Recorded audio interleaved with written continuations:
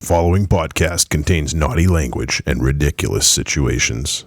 Listener discretion is advised.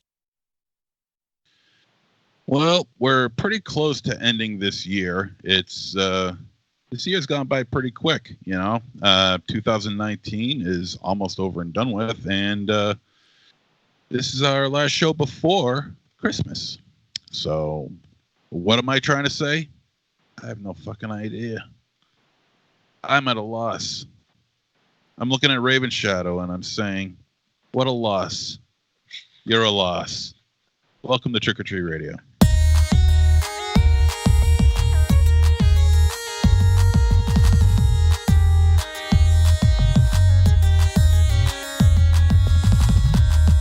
Welcome all you little zombies.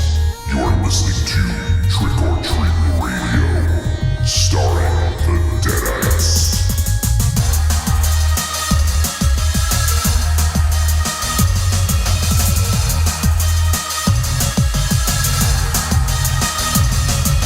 Welcome to episode 386 of Trick or Treat Radio. Trick or Treat Radio is the world's most dangerous podcast. It is recorded in front of an undead studio audience here at Castle Wolfenstein and also at the Lair of Lost Swag within the Raven Chateau. In December, we discuss at least 2 films a week. We argue, we make fun of each other, and we have, sometimes have awkward intros. It's all right, though, MZ. You did good. Well, actually, I had a whole other idea planned, but I think I'll hold that off for another show. Good choice. Good choice. That was good. Knowing the way your mind works, that's probably a good idea. No. It wasn't going to be anything, mean-spirited or typically me. Typically No, you. this was good. No, it was going to be fun. I had something funny, but I went with awkward instead. That was a good. So Well, just he's saying it's going to be fun, so it's going to be creepy. No, it's not going to be creepy. It was not going to be creepy or anything like that. No, nothing like that. Johnny. Just mildly entertaining, if you open up your mind a little bit. Entertaining to you. But not creepy. Definitely not creepy. Bets? Anyone want to bet? Yeah. What's the over and under on fucking weirdness? No, because I was practicing at home in front of a mirror. on this intro. Wow. And welcome to Trick or Treat Radio. And then welcome to Trick or Treat Radio. Hello, welcome to Trick or Treat Radio. Yeah, it's Welcome like Thousands today in attendance have been listening to Trick or Treat Radio. it's good. No, nothing. Practicing a voice, but not that. This sucks. That's just lame. You're lame. I got nothing. Wow. Okay. So tonight, let me talk about what we're doing. How about that? So tonight we're doing, once again, double feature Cram Jam rolls on, and we are doing 2 films. We are starting things off with the Cronenberg remake of Rabid from the Soska sisters. And then we're also going to be talking about Daniel Isn't Real, a film from Adam Egypt Mortimer and produced by Spectre Vision, MZ. I'm sure you love seeing that logo. Yes, I do. When I saw that, I got really excited. Ooh, start lubing up like Raven Shadow might do. Well, Yeah. nothing. I've seen that logo pop up on some flicks we've been doing, and not to be Randy Pan the Goat Boy, but I've been in hotel rooms in the 90s, and that equaled a different kind of film set. Right? Wasn't Spectrovision but no one knows what I'm fucking corny. All right. So when you go into hotels, there'd be a dirty film option. I've that'd been be on Spectre Building. look. I've been in many, many hotel rooms. Yes. Never have I ever come across a station that has one that a hotel that gives you the choice of having porn. Jesus. Jesus. What is Jesus? What is that? What do you mean, Jesus? Johnny. I have Listen, no idea what that means. I know, and I've come to the realization that hanging out with Johnny is like hanging out with Superman. Come on. No, it really is. It You're really so is. full of shit. No, it's not. No, it's like you're so fucking perfect, but you're so down with like even like Superman can hang out with like Oh, Tommy God, Monahan, you like actually- Hitman. You actually called How did his balls taste? you actually called him perfect. He pretty much is fucking perfect. Ah, And that's yeah. a good thing. What do his balls taste like? Fucking radishes and red I don't cabbage know, like fucking, I don't know, kale and fucking vitamins. with I don't know. with a celery stalk dick that you could suck off. They're vegan treats, like his shirt. Yeah, his vegan Yeah. shirt. Are you happy See? I'm wearing See this that? one, He's MZ? wearing it I'm wearing it again. just for you. He's wearing it again. Just for you, buddy. My God, are you pathetic? No, but it really is like hanging out with fucking. And I'm the pathetic one, says Mr. fucking Red Sox sweatshirt that he wears 24/7. What are you wearing it what- today? No, He, no. oh, This is champion. my champion. Oh, we're real high style right there. You could call it high style. You could call it low style. What you can't call it is a Red Sox shirt. Go up yours, Mr. Maryland boy. we got to do the show on Tuesday because I have to go see a movie. Oh, now it comes out. Now I see what the problem Oh, is. it's been coming out for a while. You should get that checked out. I know, right? It's all over the fucking rug. Don't worry, we got Ollie. He'll look it up. Yeah. Oh, I got to see a movie. Fucking Maryland I'm being Chambers. forced. Maryland Chambers. Goddamn right, I'm gonna. This movie is, well, not that they planned it this way, but this movie is 42 years in the making. It's a 42 year saga, buddy. Yeah, and you couldn't wait one more day to go see it when you were supposed to. Well, I'm actually going to see it on Friday too. So Yeah, that's my point. That's And I my see it point. tomorrow. On That's Wednesday. my point. So instead of waiting to see it on Friday, he's going to see it again one day before. well, I actually didn't know I was going to see it on Friday until I got my Thursday ticket. So Is that the what do you got, the press pass? No, what's it called? press MZ? A-list. His A+, A plus. his A-list membership. Yeah, I'm actually getting to see it in IMAX in the very middle You're in my seat. in the middle of the theater because I reserved them early. I hope you sit next to a big fat slob wearing Yoda ears. I You're won't, going to the I won't be. movie?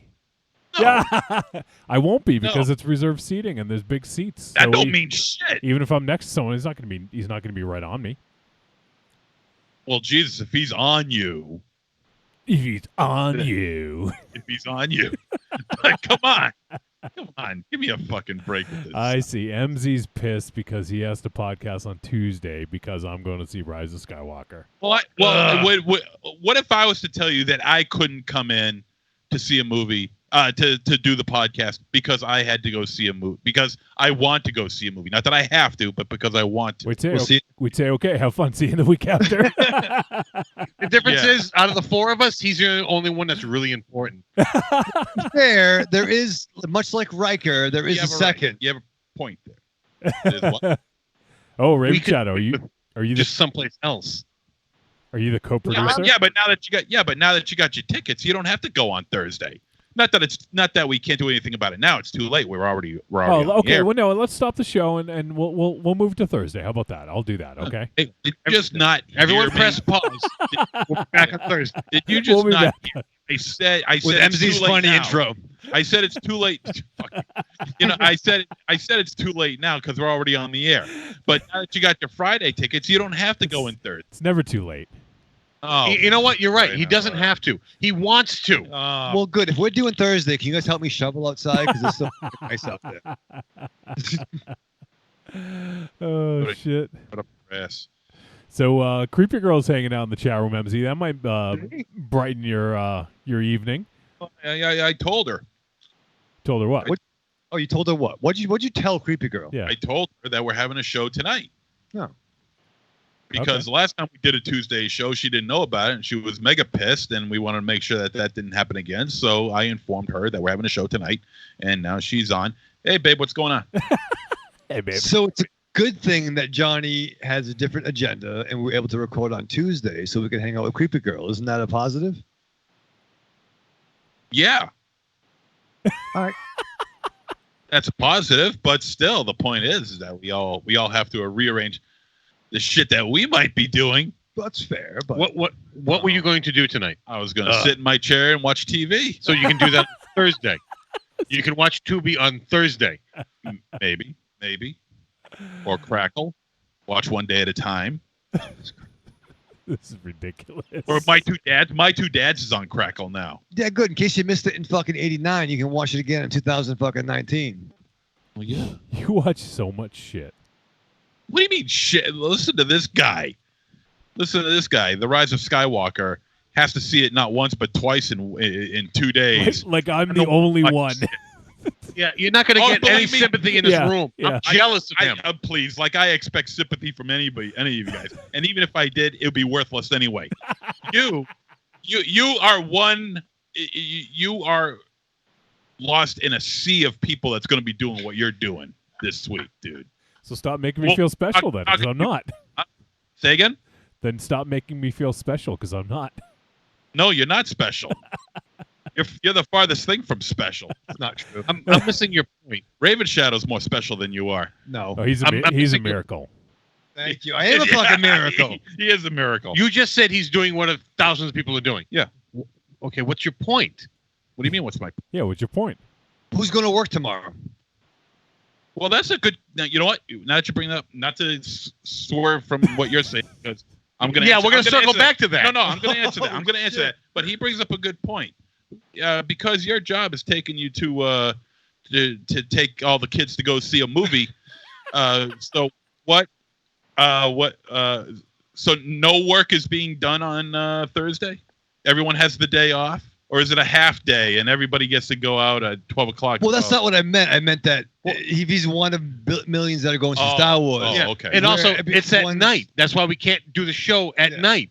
No, well, Come on. You really think that's going to be like a 3-hour thing? This is going to be a half-day affair, maybe an all-day affair. So I'm sorry that I have a job that does nice stuff for me, MZ, but work is taking everybody to go see it at 9 a.m., and then after we're going out to lunch, and then we go back to work. Yeah. But doesn't your job let you rent cars and go out to New Hampshire and you get They're little wonderful awards to me. for lifting up boxes? Where I work, they're wonderful to Well, me. apparently they're not that wonderful. They don't take you to see Rise of Skywalker. Oh, please. If they did, I would consider it a detriment. I'd rather be in the freezer. I would. I would. You guys go. I'll do all the work. Yeah. Battle Royal screening at Great. noontime. Sit next to somebody with cinnamon buns on their head looking like Princess Leia. Great. Enjoy that shit. I would. Yeah. What if Are they there's- real cinema? R2D2 and C3PU. What about Baby Yoda? You're not too high on the Baby Yoda.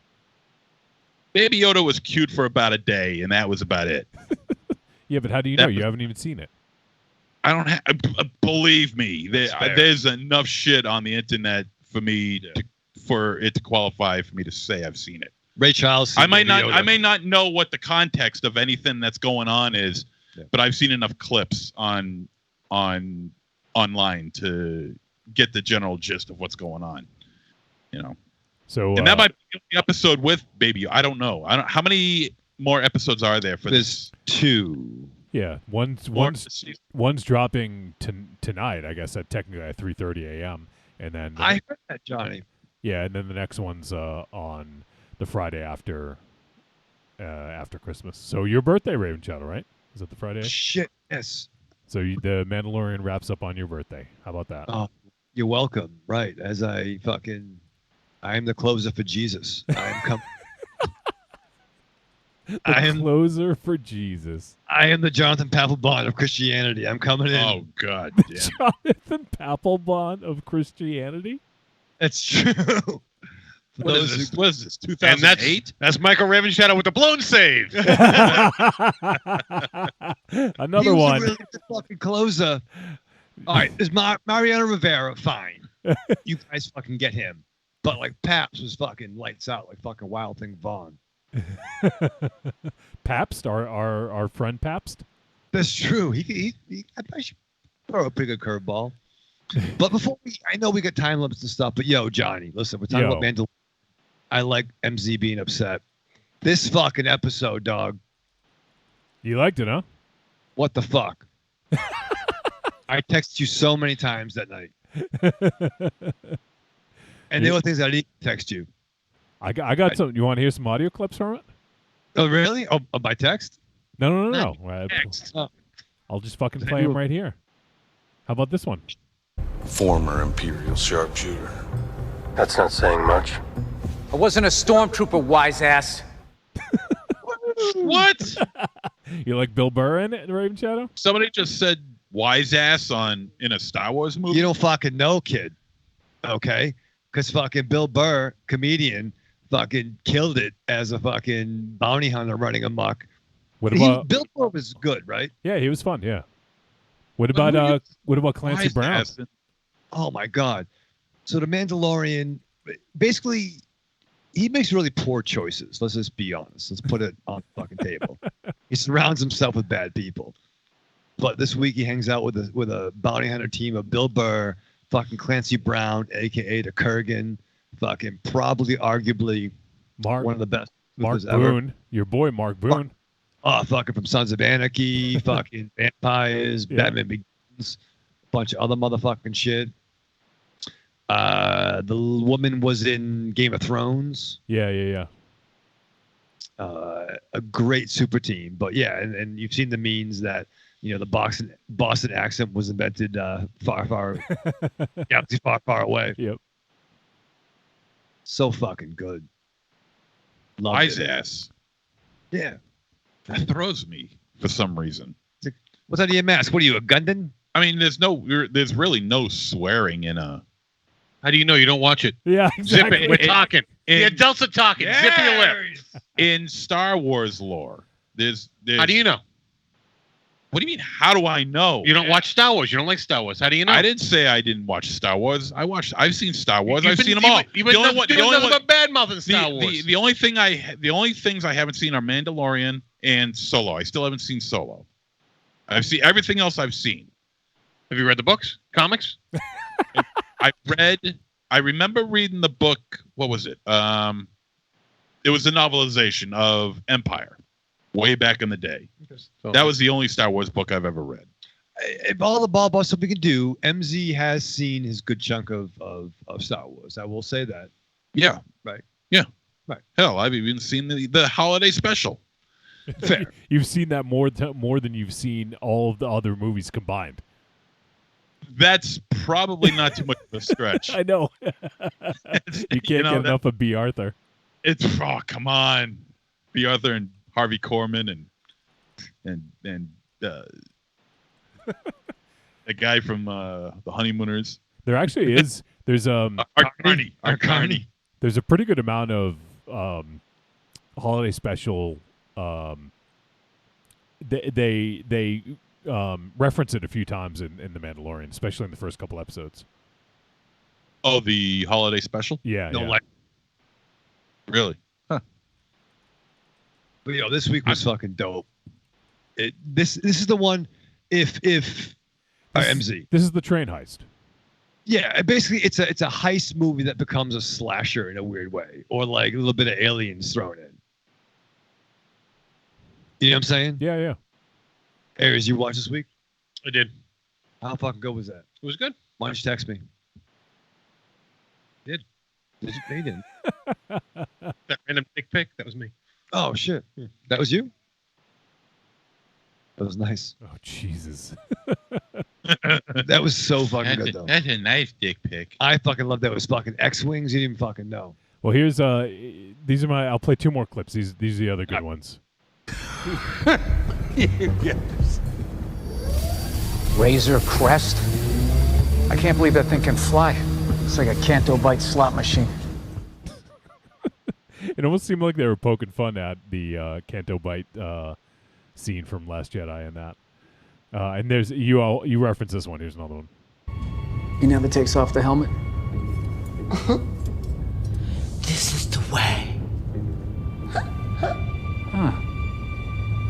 I wonder what you look like under there. Maybe he's a Gungan. Is that why you so don't want to show your face? Riveting. That's fucking Bill fucking Burr killing it, dog. Like he fucking was great, man.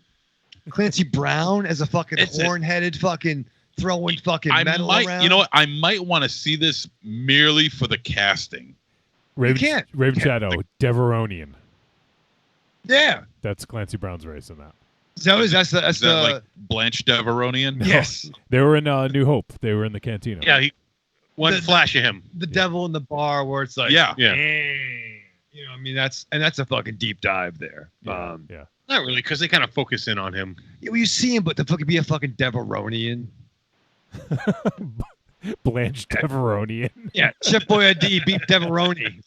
That's all they've been doing this show is pulling these characters you only see like for a flash. But that's the thing. Once again, we've talked about. I feel like we've gone through we've had 3 weeks or 4 weeks of Tubi updates, and then now we're doing Star Wars 3 or 4 updates. weeks of Mandalorian updates. Plugging Johnny's show, fucking the Force Sensitive podcast, appearing on. Hey, I haven't talked about it. Whenever the fuck that drops, but no, I'm helping you, brother. Yeah, they're gonna survive because you plugged them. Yeah, thank you, Raven So Shadow. Corny, check that out. We just got about 20 more subscribers. Thank you. You're welcome. But no, And about 50 less. Yeah, they all dropped off. that's fair. I forgot where we were going with this, but no, I mean it's fucking awesome, man. It's super fun. So Tim Collins, who we met at Rock and Shock, says, "Are you talking about Rabid or Star Wars?" We will eventually be talking about Rabid. We usually just kind of shoot the shit for a little bit here at the beginning, and then we do have 2 films to get into, so we will be getting into it very soon. And Rabid will be the first one we're talking about. I like that dude. Yeah, dude was cool. So, yeah, but if you Raven Shadow star the plug, I'll finish it. I'll be the Jonathan Papelbon of the plug. Hopefully, I don't blow it. But if you guys, I'll be your Alan Embry. Yeah, exactly. You set me up. So, if you guys do want to talk about The Mandalorian, it's myself, Rocky, Alberto, and Mars. We do it every week. And we're on the Force Insensitive, a Star Wars podcast. And also, this is actually a Trick or Treat Radio special. But this Saturday night, if you're listening live, that is, it'll be this Saturday night on December 21st at 8 p.m. We are going to be doing a spoiler-filled Star Wars discussion talking specifically about Rise of Skywalker, but we'll be talking about the entire fucking saga. So if you guys want to come hang out with us, we're streaming it live. We'll be on trickortreatradio.com, and then we're also going to plug it on all kinds of social media. So if you guys want to check it out, come hear us. It's, like I said, spoiler-filled, so make sure you've seen the movie first because we're not holding anything back. So, and once again, I have thrown the invite out to all you guys, but I don't think any of you guys are going to see it prior to Saturday. So, What time on Saturday? 8 p.m. All right. If by some chance the Force is strong with this one, and that were to happen, come down to Maryland and see it with me, Raven Shadow. yeah, fucking nice, John. I'm putting $10 on. He's not going to make it to the show. Well, listen, I saw Avengers Endgame Put me down. opening day. Put me down for 10 on that. All right. Well, fair. We'll clean up. Ooh. Afterwards. So our boy Denny says, just want to say Merry Christmas to you guys. Thanks, Denny. Oh, man. Thank you, Denny. We loved eating at your restaurant back in the day. Oh, man, the Scram Slam. Eggs over my hammy. Oh, man, mozzarella sticks. Oh, you love the mozzarella sticks.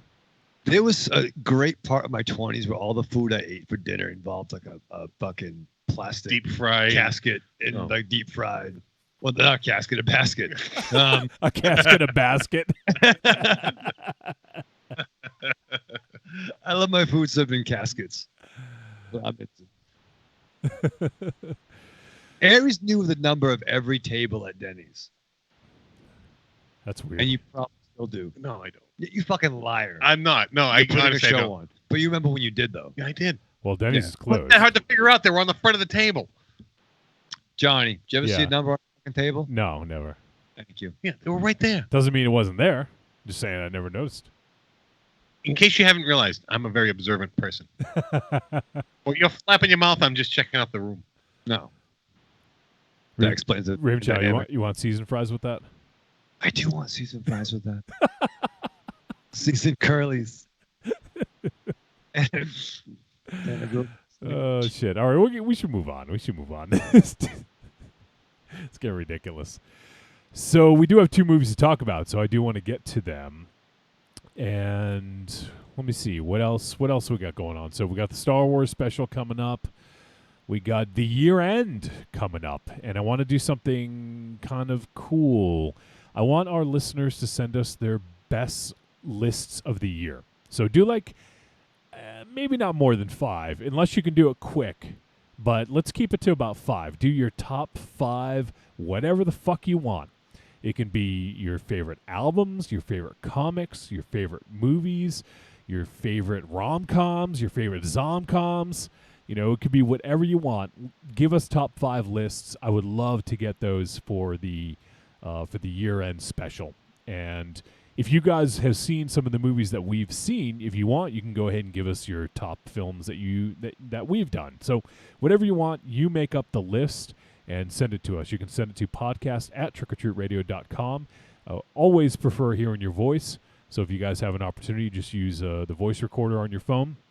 And then go ahead and just email it to us.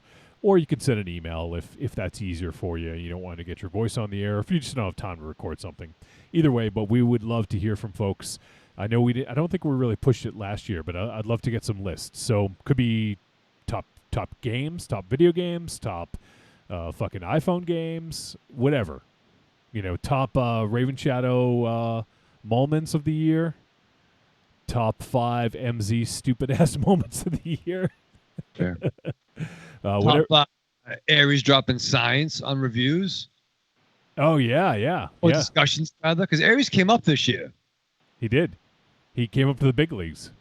If we're using the baseball metaphors. You just kind of grew up, and you were just like, what do you call it? You leveled up. He was like a baby Yoda. Now he's like Yoda.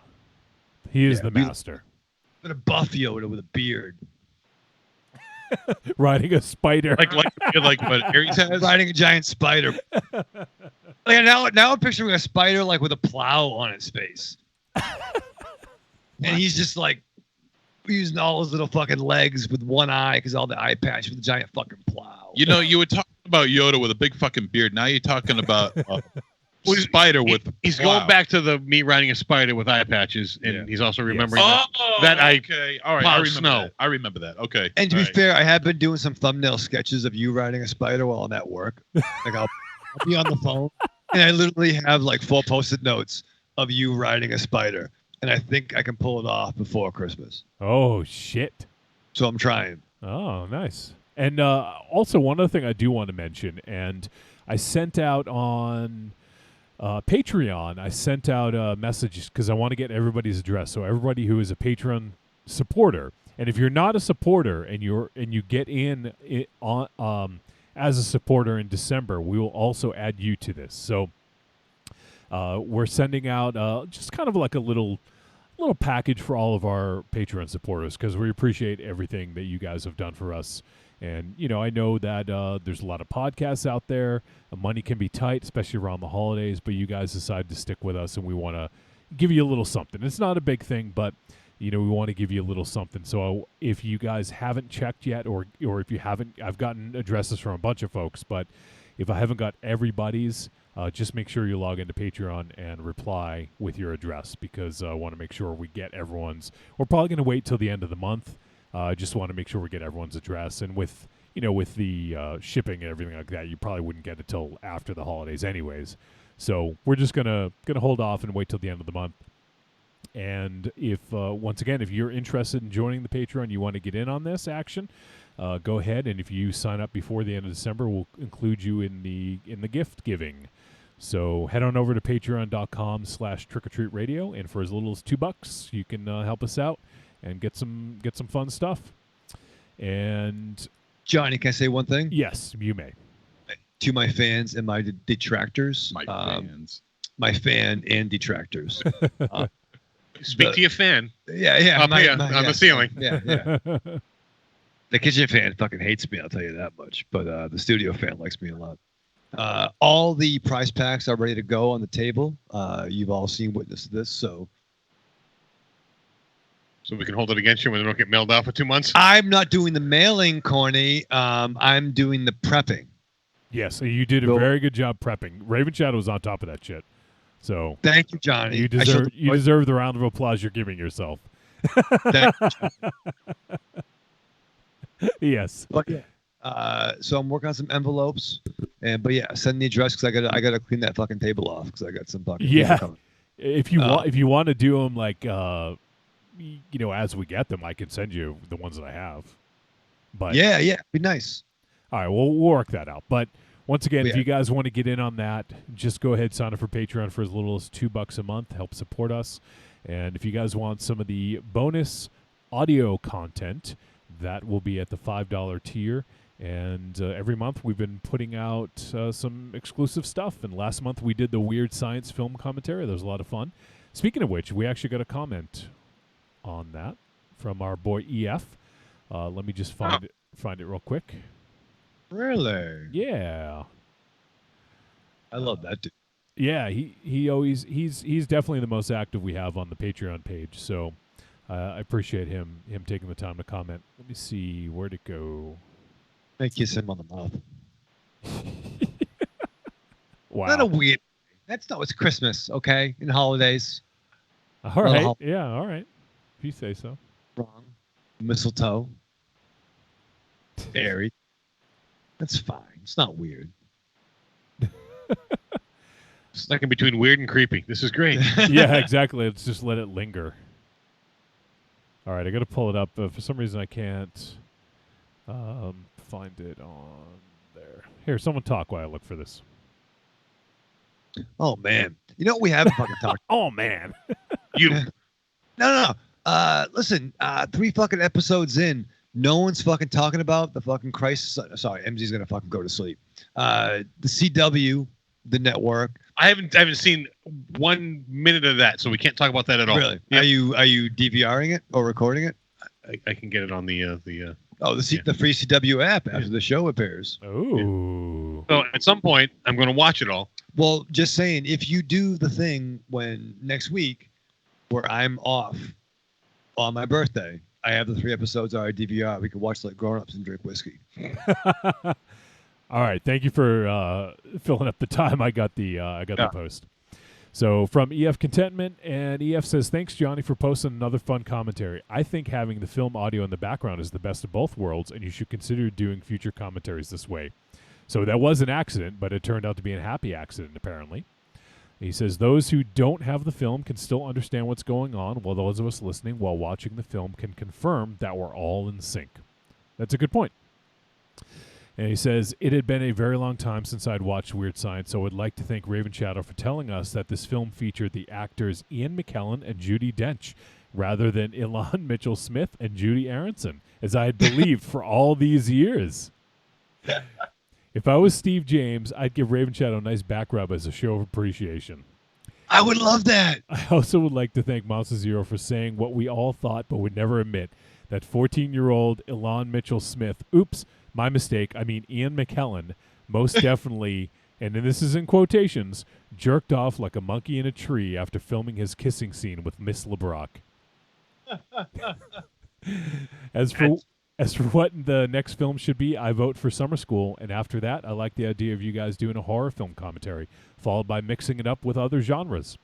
Anyway, thanks again for the fun listen, and in case you don't hear from me again this month, happy holidays to the entire Trick or Treat Radio crew. Yeah.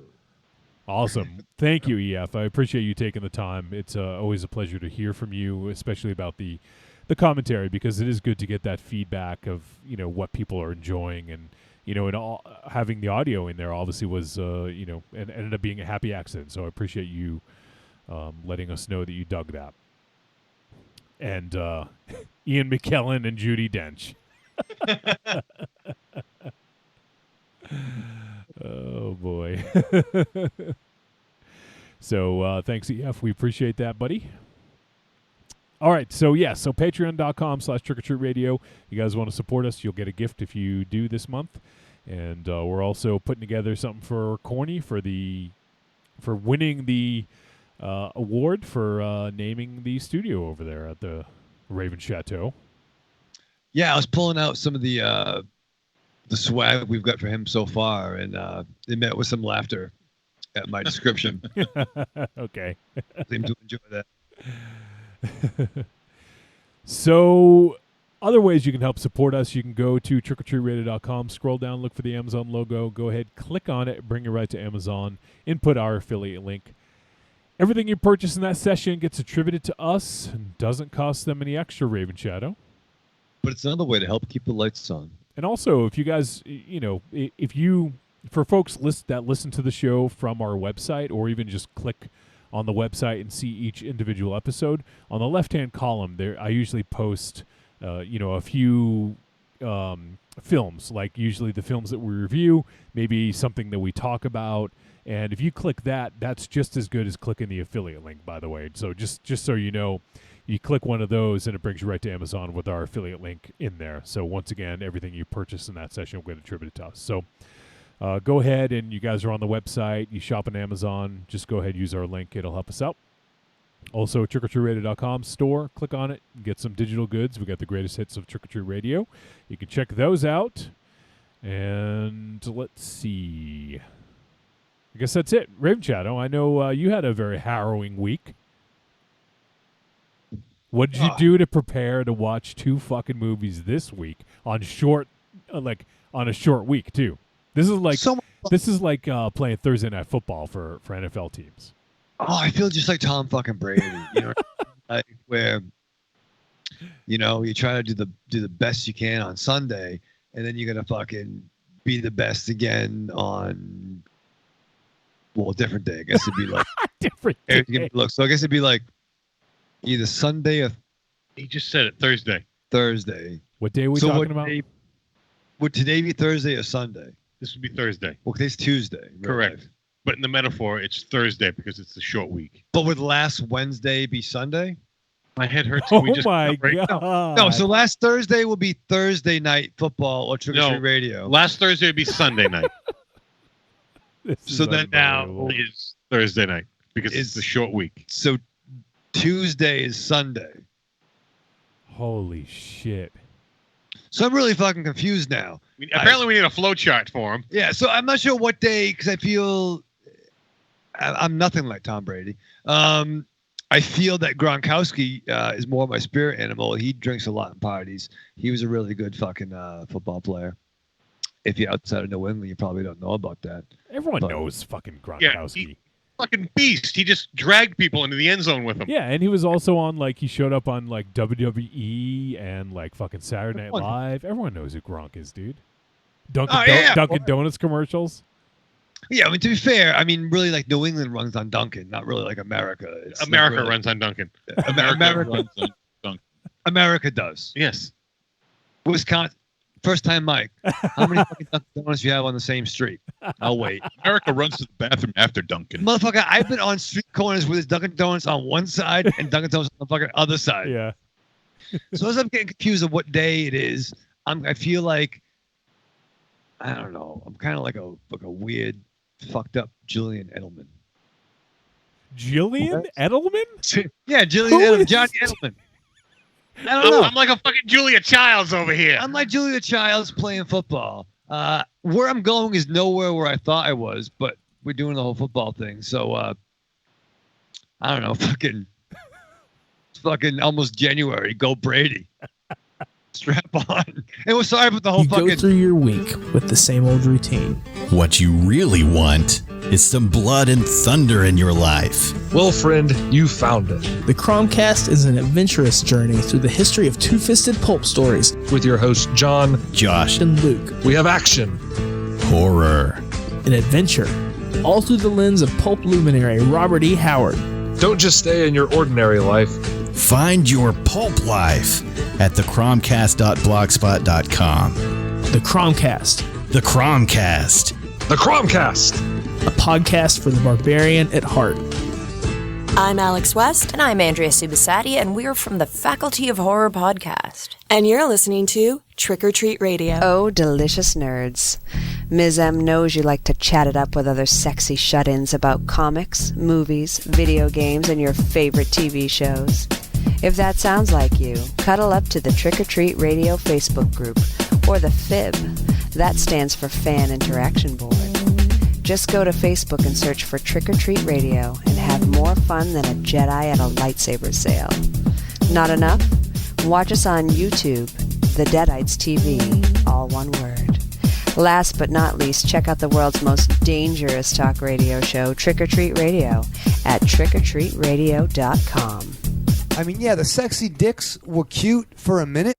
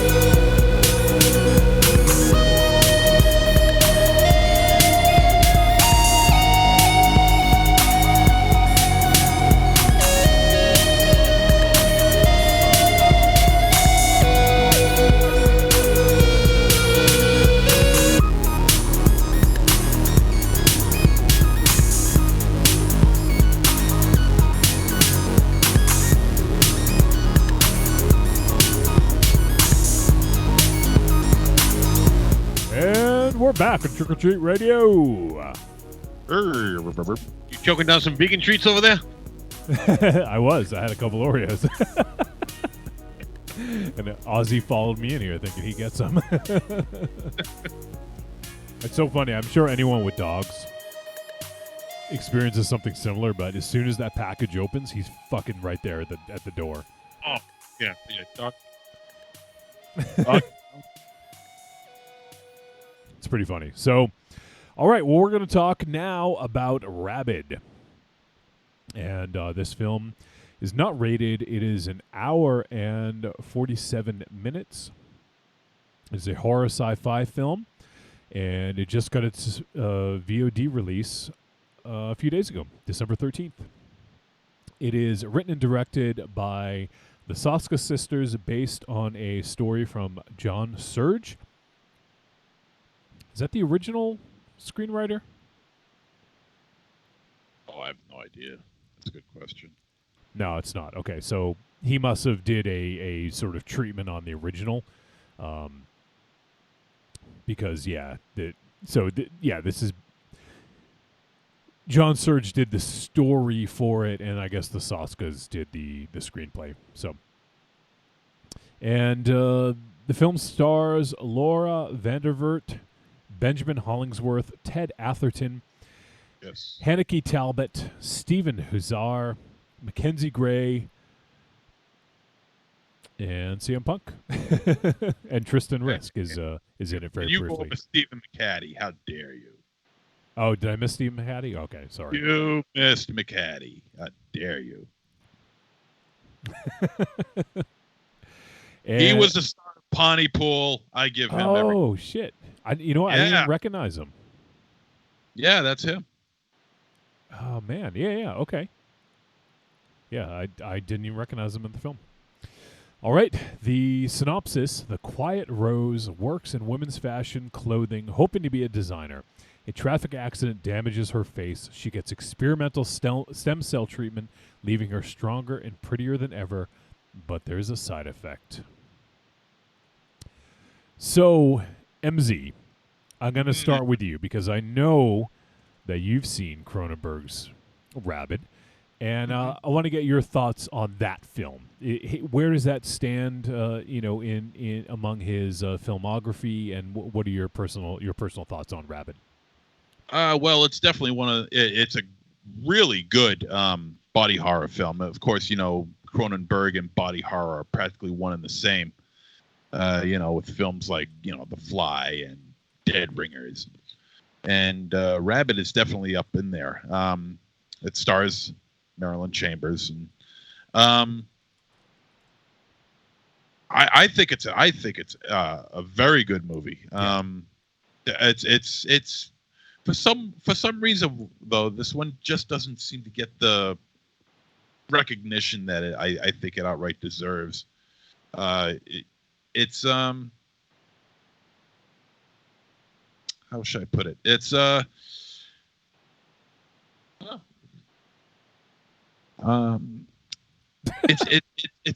just looking at Raven Shadow. Yeah, I know he just walked in and distracted you, so he is distracting.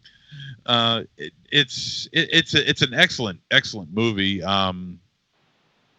It's definitely very Canadian. I haven't seen it in a while, so I'm trying to remember some of the scenes of it and how it relates to this film, and whether or not this film here is a good homage to the original.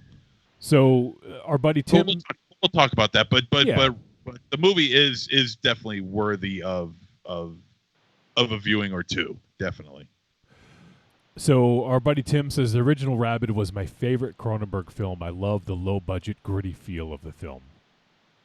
So yeah, we'll sort of talk a little bit about that. I haven't seen Rabid in so long that I don't really remember much about it, and I don't know if Aries or Raven Shadow have seen it at all. So, have you guys ever seen Cronenberg's Rabid? I've only seen bits and pieces of it. Okay, I've not seen it. No. Okay, so we got some different perspectives here. So, I like Cronenberg. It's one of his older films. 77, I think it came out. Shit. Yeah, I came out in 76. You mean you didn't watch that film when you were 1? No, it's too busy watching Scarface. That was. Yes, I know that came later. I understand that, but by the time he was 7, he was watching Scarface. It's probably true. And also our buddy Joshua Libre's hanging out. He says, "What up, Trick or Treat Radio 6 Studios?" I was so excited to see him. I gave him a like on his post. And also, he mentioned this a few minutes ago, but I'd be remiss if I didn't mention. Tim Nice says Denny's is back open in Lincoln Plaza, bro. Let's go. Did you guys know that? We're going. I don't know. Don't care. Yeah. Why? Let's go again. Why? Let's do a live fucking show there. A live show from fucking Denny's. Come on. That would be funny. Thank you. That would be funny. And Aries said it, so you know it's true, Johnny. It is true. That would be funny, actually. All right. Well, let's get into this film, because once again we have 2 films to talk about. And Raven Shadow, I got to ask you, did you recognize the star of this film? Yo, from the jump, kid. Okay. Yeah, I was wondering what you were going to say about that. Was it? I'm gonna probably butcher her name like I did fucking Julian Edelman earlier, but Laura Vanderhoot or something like that. Vandervert. Yeah, that was fucking TV Smallville. Small girl. It was Small Girl. It was TV Smallville, Supergirl. Yeah. And she's incredible. And I gotta say, like, I'm not the biggest fan of Kara as Clark's cousin. I was a huge mark for Supergirl, the Matrix version of the character, which was the post-crisis John Byrne, Roger Stern era, like the alien fucking protoplasm that's adopted the identity of Monster Zero is going, but I liked that version of the character a lot more. But she was great. She's super fierce, and I'm pretty sure she hasn't aged a day since that show fucking ended. She was also in Jigsaw, which I still haven't seen. Was she ever? She may have been a couple of like low budget horror flicks, but no, she was great. I thought she was a remarkably suitable cousin of the Man of Steel. All right. And she could fly first in Smallville. Like, to be fair, she had certain powers before TV's Tom Welling did. TV's Tom Welling. Yeah, which, by the way, Aries, no spoilers, but he is fucking dope as fuck in the Crisis crossover. Don't get mad about that. I'm saying he's fucking jacked. He's awesome. All right. Let's go back to the movie. I just wanted to, give you a moment to, to kind of bask. I knew you'd be excited. And I was watching with Mary. I'm like, that's fucking Supergirl. She tell you to shut up? No. Well, yeah. Not this time. Yeah. No. I mean, she didn't respond, which is normally the fact that I should probably shut up now. Yeah. Much like you guys. What I found interesting is that this is the second film in as many weeks that we're talking about a movie in which part of the storyline has to deal with fashion. Well, and I can't remember if we did it this year, but it was the one with Jake Gyllenhaal, the Velvet Buzzsaw. We did that one earlier in the year, I believe. Oh, yeah. Wow. Oh, that was actually. I'm sorry, that wasn't fashion. That was art. You're right. Absolutely. Yeah, that was art. Yeah, with the set pieces that fucking ate people and shit. But it had the eccentric, sort of like gallery owner and stuff like that. That's that was kind of reminiscent. But yeah, you're right. I mean, I assume you're referring to what was the other film, MZ? In Fabric. That we did last week. Yeah, and we also did Bliss as well, which once again is not fashion, but I mean just kind of artistic pursuits seems to be a trend. But yeah, I was very excited to see her coming up in a. Yeah, and I think she was well cast in this. I mean, I didn't watch Smallville really. I watched a couple episodes, but so I don't really have a dog in the race in when it comes to her. But I thought that she was cast really well on this because, in the beginning, she sort of has this sort of like downplayed look. It almost looks like, I don't know, like it's hard to say, like it looks like she even had like some marks on her face to begin with or something, It did. There was something going on facially. Like scars maybe or something. Yeah. Well, they made some reference to, some previous scars. But then it's like the whole like glasses and a ponytail. Oh, that chick's a fucking nerd. And then she takes the glasses off and point like she is a fucking. Yeah, she's a superior looking human being. Yeah, right? Well, they did. It's very. I mean, she's good in this movie. The problem is that she's too good looking that it's almost impossible to make her look bad. Well, no, they did a very good job of that. Beyond the sunglasses and ponytail, they did alter her face. There was blemishes, and her the perfection of her skin was not there. They did a very good job of downplaying her beauty before. I have a I don't think so. Well, I wish I was fucking that downplay. I mean, yeah, right. Yeah, I wish I would. Because I mean, when you look at a beautiful actress such as this, it reminds me of the God damn it, the name of the movie. It starred Amy Dolenz and Tony Danza. I know what you're fucking talking about. It's all Who's about, the boss? No, the movie. And it had Amy Dolenz being from the movie Ticks, being a really geeky girl until she finally decides to pretty herself up, in their standards anyway, pretty herself up, lose the braces, get rid of the glasses, knock off with the ponytail and the hair, let it all let loose, and she comes out and she's a striking woman. She's gorgeous, and it's like you can already tell she's gorgeous, just even with everything that's going on that's supposedly trying to make her unattractive. You can obviously see what's going to happen, Yeah, I mean it's like it's absurd, right? I mean, like once again, like that's not my necessarily type, but you can tell there's a certain look, and to be perfect, whether you're Smallville Supergirl or Johnny Wolfenstein, you know what I mean? You kind of in on the joke where it's like, oh yeah, Take the glasses off. Well, let's also not forget we're not talking. I'm not saying she's the Elephant Man before, but we're also talking about someone that's working in the fashion industry, where if you're not a 10, you're a 0. Right. Case in point. Oh, I'm a big fat 0. Believe me. But I mean, where the fact that they implied, they show her with possible facial scarring. You could see it. It's there. Right.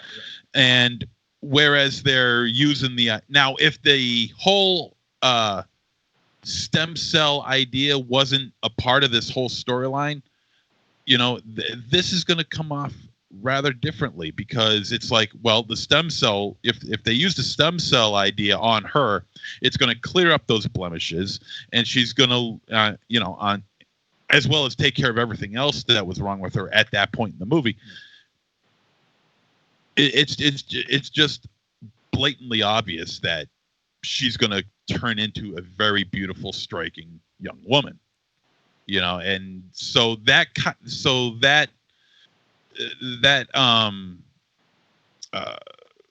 not acceptance. I'm not looking for that word.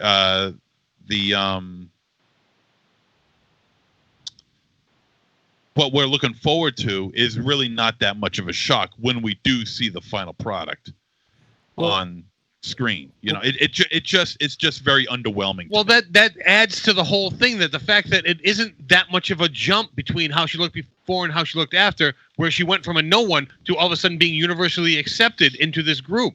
That just shows you how shallow that group is. Yes. Yeah, and she was like, after the procedure, she was glowing. Like there was a visible difference between her, what she looked like previously. And I thought I like the transformation, and and even since we're on the topic, I thought the makeup in this was really good. The when she, after her accident, and they took the bandages off her, I thought it looked fucking awesome.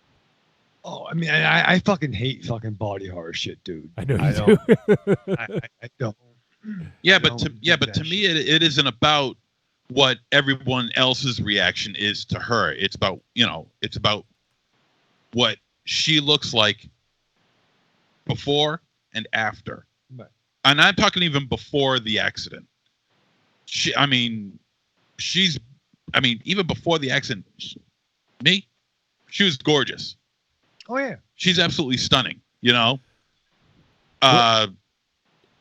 Let me just interject real quick, MZ. Tim has our back. He says her parents died in a car crash and she was scarred in the crash. So that's why she had the scar, yeah. Okay. But, I don't really agree with what you're saying, MZ, to a point, just because I think that she was very sort of downplayed and sort of like you guys were saying, sort of like the pretty girl hiding in plain sight in a sense, she just, her confidence levels too. She didn't like going out, and then afterwards she's like, oh, her friend was Chelsea was like, I'm surprised you wanted to go out, and she's like, she was a different person, that changed her, just having the confidence of an outward appearance, Yeah, how a person carries themselves is huge to how they're perceived attractiveness. I understand that, but as a viewer, when you see a beautiful woman having her natural looks downplayed for the sake of a role, only to be in that role where she's going to be shown as the beautiful swan, it's, to me, it's not that overwhelming. But you're missing the point where that she isn't a super unattractive woman. She is someone that's in a normal situation. She's a very attractive woman, but because she is in the fashion industry, she is deemed hideous. I understand, being that she is only slightly imperfect. Her scars and skin imperfect. I understand that, but talking about. You don't seem to understand. No, I do understand it. Harking on it. Because you're talking about the character. I'm talking about the actress. You're talking about the character. I'm talking about the actress. I think the actress herself is beautiful. And where her looks are downplayed for the sake of this movie, giving her the scarring, hair in a ponytail, glasses, the whole bit. when you take all that away and you see that she's beautiful, it's like really no big surprise because she was always beautiful to begin with. Yes, that's the point of the character, is that she was a beautiful person, but she wasn't a 10. She didn't belong in the fashion industry, so these people shit on her. You're missing that point. It's all about self-confidence. That she's a beautiful I'm not woman. missing that point. It's all about the self-confidence. She's a 10, but she's not a 14. But you're saying that she's a beautiful woman. Yeah. That's what I'm saying. The actress. Yes. Not the character, the actress. You can't even talk about a beautiful woman without taking off your jeans. Both are a beautiful woman, the actress and the character. But because the character before the accident had some scars, minor imperfections, these people shit on her. I don't care about the other people. We're talking about the movie, though. That's not my point. Yeah, but that's why they have a beautiful actress in this role, so they can put a minor scar on her and have these people shit on a beautiful woman because of a slight imperfection. I'm just saying that I think the idea of casting he can't handle it. He can't handle it. No, you're not getting it. I am getting it. No, you can't you're handle not. it. Yeah, you can. You can get it. You can get it. You just don't choose to. Johnny, me and you, baby. I know. I was looking at you. Stop looking at the camera. I'm looking at Johnny, looking at me. Now I know why they took two different vehicles today. He doesn't get it. He They doesn't didn't drive get it. together. Oh, you know what's funny? I wonder if there's a correlation. Okay, educate me. I just did. No, you did not. Yeah, I did. You just choose not to listen. I am okay. I'm all ears. I got both headphones on. I am listening. Do we actually have time for this? All right. The actress, Laura Vandervoort. Beautiful woman, right? Her looks, her natural looks were downplayed, okay, to play the role of this character. To have what happened to her, with the stem cell and everything to make her a glowing, beautiful swan, they had to downplay that look in order for that other look to be achieved, to be wildly blown away. Okay. In which to me, I was not. Why not? Because she always was beautiful. So you don't see the difference between before and after? Personally, no. If you want my personal opinion on that, I'd take the before over after any given goddamn day. No, Yeah, but here's the thing, MZ. I get what you're saying, but it's all about it's all about how she's perceived. Like she is perceived, as Aries has said. We're talking about the movie. We're not talking about Laura Vandervoort. We're talking about the movie and her performance. And they did downplay her. And like Aries said, if you're not a 10, you're a 0. So, and she had very low self-confidence. Like that was very clear because she never wanted to go out. She didn't want to do this and that. They did a good job of highlighting that. And that lack of self-confidence is also considered a weakness in that world and even in other worlds as well. And if you look to see what happened after the procedure and how she carried herself and where she went, you can tell that there was a drastic difference in the way that she was perceived. That's what we're talking about. Like I understand what you're saying. You don't give a fuck if she's downplayed, if she has her hair in a ponytail, she's wearing glasses, braces, whatever the fuck. Like I get it, but we're talking about the movie and the perception of the people around her and what they think of her, and that's what's important here, I think. For the film, I mean, obviously, MZ not in the fashion industry. For the but neither are MZ's top five. MZ's top 5 professions that he wishes he had. Number 1, porn actor. Number 2, fashion designer. I'm actually fascinated. Number 3 through 5. Sweatpants are very big in France right now. Yeah, here it is. This number is the 3 movie. through 5, fluffer. Yeah, fuck you.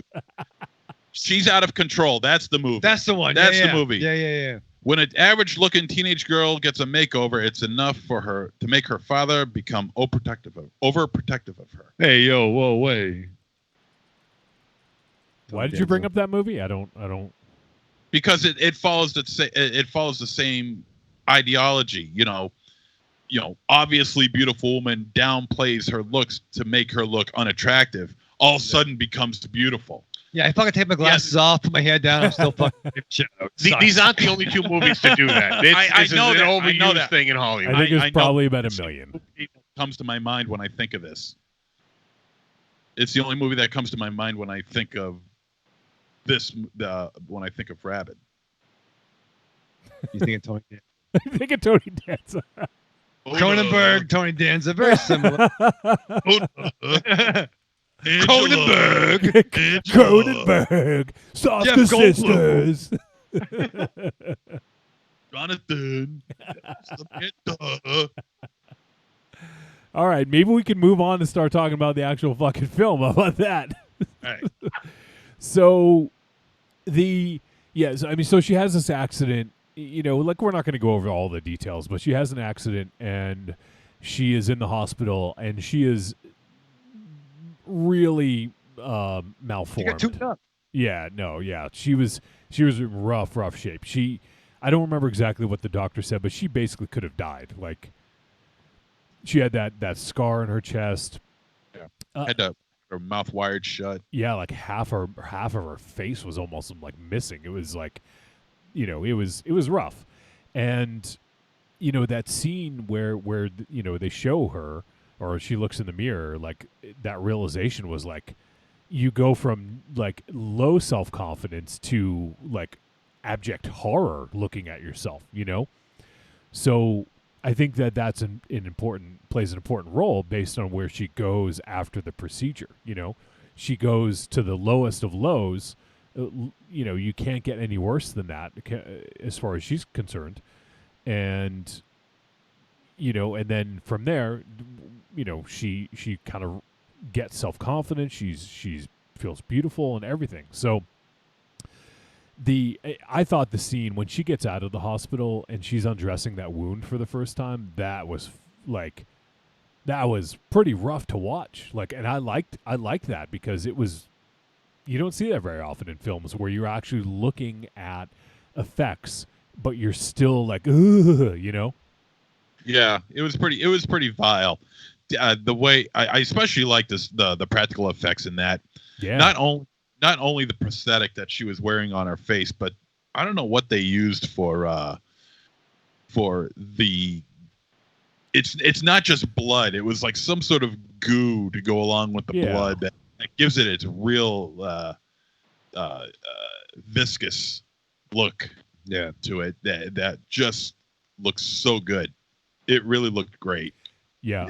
I definitely have to commend the makeup team because I thought they did a phenomenal job with that wound. And you know, because it is kind of a focal point. You know, you see it for, you know, a few times, and it really, you know, it really is something to look at, you know, and it really kind of like is a big highlight of the film, I think. I was get so nervous. I'm like, why are you unwrapping it? Just go to bed. Let it set. Like, don't keep fucking with Raven Shadow. If you were hurt, you never gonna honestly heal. think you wouldn't be doing that? I'll tell you right now, I could fucking relate a lot to this fucking scene in this fucking movie. I may have told this fucking story on the fucking air. And Aries can understand. Can I share a little bit? It's not about the film. Sorry, Tim. But okay. You're a different one. But when I had went from I watched Sons of Anarchy, and I figured I'm going to be a fucking biker. Oh, Christ. Right? So my dad, who is a biker, got me a class to get my MC license. And once again, I may have told this, I may have not, but he let me borrow his classic Spaceball helmet. Just the fucking Spaceball helmet. 3/4 no face. Yeah, right. No full face shield, just a 3/4, like on fucking like chips. And then on the second day of class, they passed around a helmet which had a bunch of numbers on it, and it was a full face shield, and the highest numbers were on the right side of the chin and the left side of the chin. And they're like, well, what do these numbers mean? And I gave the answer. I'm like, is that the highest percentage of where the head hits in an accident? And they're like, you're correct. So basically, it's why fucking, if you're wearing a beanie cap, if you're a parent out there, it doesn't do fucking shit because you don't land on your head. the highest concentration of accidents are your chin, because you go down and you're holding the handlebars and you go down on your chin, right? So when I was flash forward, I passed the fucking test, just so you know, it fucking happened. But it was a rainy day. So based on that conversation, I traded my dad's baseball helmet for a full face shield. And so I'm wearing a face shield, and it's raining, and I got the wrong instructions from my instructor. I thought he wanted me to do something else, and I fake left, I went right. And what I did was I pulled the front brake in a turn. Ooh, yeah, you went down. Oh boy. So you're kidding. So, and I knew he stepped out, and I missed the signal, and I hit the front brake, and I went down like the hand of God, and went down. I bounced off the concrete, and I wasn't going very fast. Now, had I not been wearing a full face shield, I would have been more fucked up looking than I am currently. So I bounced off the pavement, didn't feel a fucking thing. But that would have been very, very fucking bad. So that kind of body horror shit and what this character encountered, I can relate to. You know what I'm talking about, right? Does this explain the beard? I've had a fucking beard since I was fucking in my 20s, motherfucker. But no, it would have been tragic. Oh, okay. Worse than I am now. So that little digression. If it would have hit the top of your head, you would have been fine. It would have been fine. Yeah. Beanie caps ain't doing shit, dude. But yeah, any kind of head injury like that, like I can relate to. Well, I could have related. I could have been fucking. I wouldn't have been here. I'll tell you that much. You could have got half your face ripped off. Some might say maybe improvement. Your self-confidence shoot through the roof. Oh yeah, I'd be fucking really confident. Just like that. Now you guys keep on talking that you love this prosthetic. I didn't love it. I thought it was a little too bulky. I thought it stuck out of her face a little too much. Well, I think I also thought that too, Aries, but I had a feeling that there was a reason to that, because they tried to reconstruct her, and I had a feeling that they just weren't able to reconstruct her properly. I mean, if they had said something, I would have been a little more accepting of it, because beyond the fact that it just was a little too bulky, I did like it. I did like how it looked. And it could have been too that because the skin was basically gone, it looked like it was bulkier. And also, I mean, they're also doing it on top of her face. Yeah. So it could swollen. Well, I mean, we're looking at the jaw though. We're looking at bone is what's sticking out. That's why I was having an issue. And under her, I mean, her nose was swollen because she had a mark on it, like a cut or something. But it did look like her mouth, like from underneath the nose, like down to the jaw, was out a little bit further than it might normally. But once again, I mean, it's also makeup, and maybe the perspective in a couple shots just wasn't shot well, and they decided to keep it in. I see what you're saying, but for me, I just thought, like, front straight on, looking at that, it looked really good. Because the initial exposure of it and her reaction was great. Yeah. And so, at this point, she, after the injury, she finds out about this, what was the group name? The Burroughs, which made me think of corny. William Burroughs. Yeah. William Burroughs, yeah. Okay, I cut that too. It was the Burroughs Institute, and they basically are trying some experimental stuff, and she was able to qualify for this procedure and didn't have to pay a dime, basically, because they were looking for people to test this on, and she's, basically like hoping something could be done, so she's ready to give it a shot, And I thought that was before we go into the procedure, we have what the fuck was with the outfits that they were wearing when they did the surgery. Oh yeah. They were like velour red outfits that they looked like they were supposed to look like cardinals or something like that. Like, yeah, they look almost like a weird, like, Secret Empire Marvel villain. That is, if I'm not mistaken, I believe that is a direct reference towards Dead Ringers. Yeah. because the dog, if I'm almost positive, I'm not 100%, is a wait, Dead Ringers with Jeremy Irons? Jeremy Irons, yeah. Oh shit, And yeah, I just looked up a picture. Is that the doctors? No.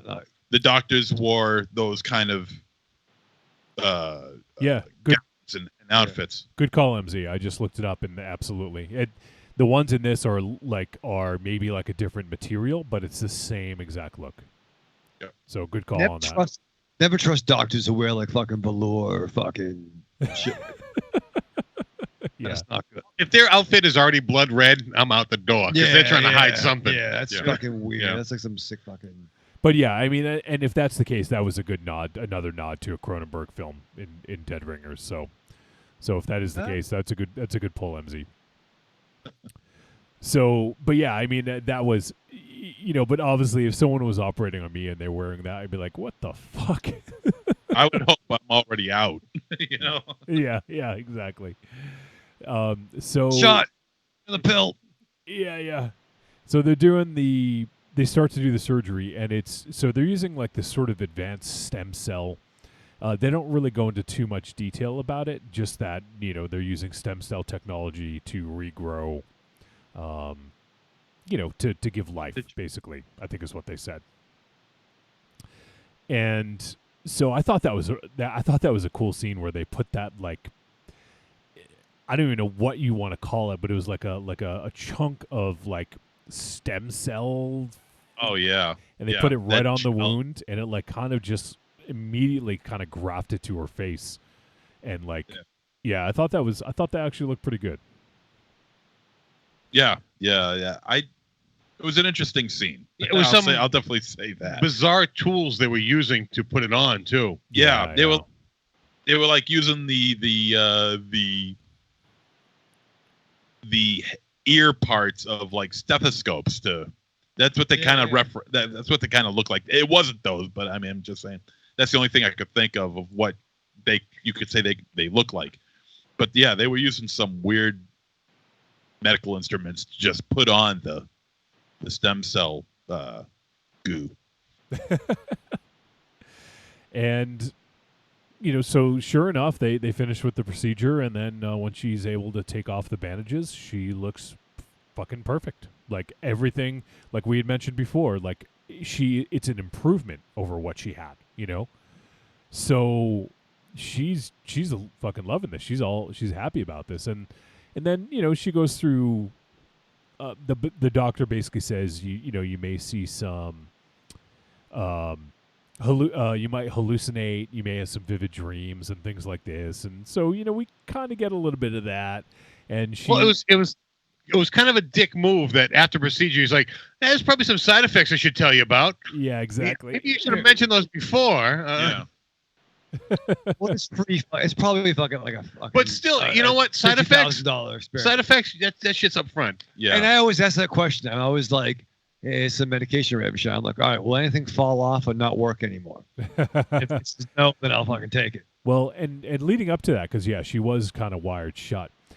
So she couldn't talk, so she was writing down on like a little dry erase board, and her questions I thought were very pretty good. Like she's like, is it safe? Like you're presented with this kind of like situation in which you could change everything, and she's like, well, so she was thinking about that, but so she she gets the procedure, and doctor tells her all about the side effects now. And so I don't remember if it was the first night or one of the first nights, but she is all of a sudden feeling better, and she wanders off into, there's a pool there, and there's an actor who a soap opera actor who is gets some work done, I guess, at this clinic.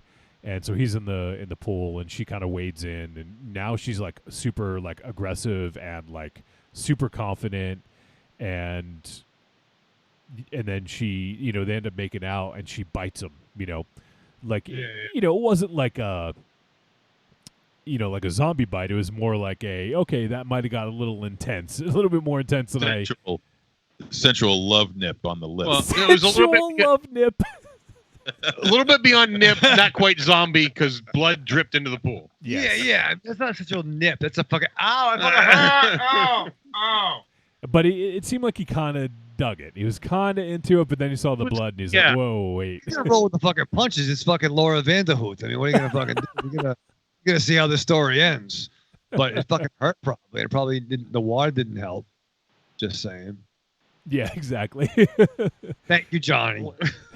You guys have no fucking idea what we're talking about. So he was waist deep in the water. It didn't affect the mouth. The top of the mouth, Aries. Jesus. Oh, you're talking shrinkage? I'm saying.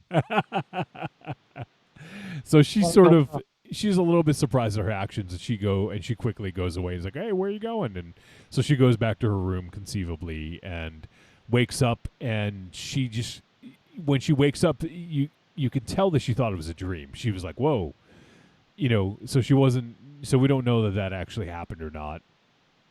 And then shortly after, the doctor's like, "Yeah, you can go home now. You're fine." And he gives her like this whole list of stuff. He's like, "Take these pills, drink these protein, like it's a certain kind of protein that you need to drink." And he's like, this whole fucking long list of shit she needs to do.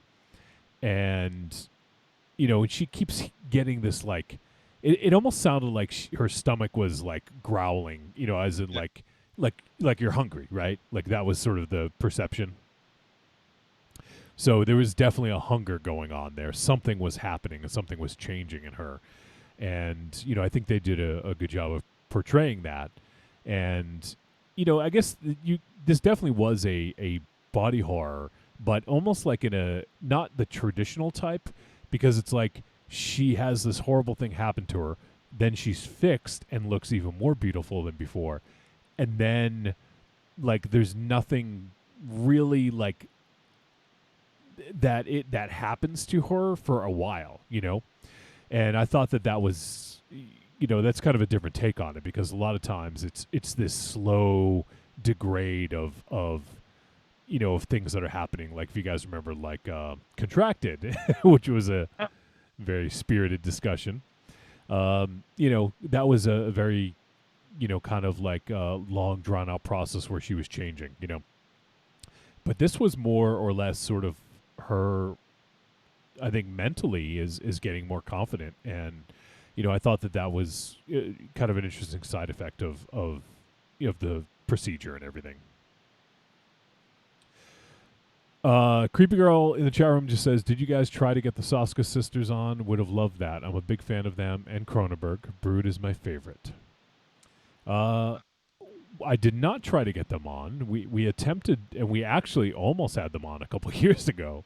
Yeah, when we were doing See No Evil, I think. See No Evil 2, I think it was. Yeah, and we had confirmation, and then publicists stepped in the way and said, "Nope, sorry." Oh, really? Yeah. So, but who knows? You never know. Could happen. It seems like they're pretty good with the fans and stuff like that. So you never know. I did enjoy their little scene in this. Oh yeah, in the club, which is pretty great. Yeah. I mean, it's great. It's like having their. Is that one? I'm trying to remember some of the flicks, but they seem to always kind of appear. Oh yeah, they always appear in their films. Yeah, and they had a pretty fun one, and he kind of felt bad for the girl, for. Yeah. Oh, what, talking shit about her? Yeah, but no, they show up in the bathroom doing coke, so I'm like fucking sold. Sold. Yeah. I want to hang with them. They know how to party room, channel.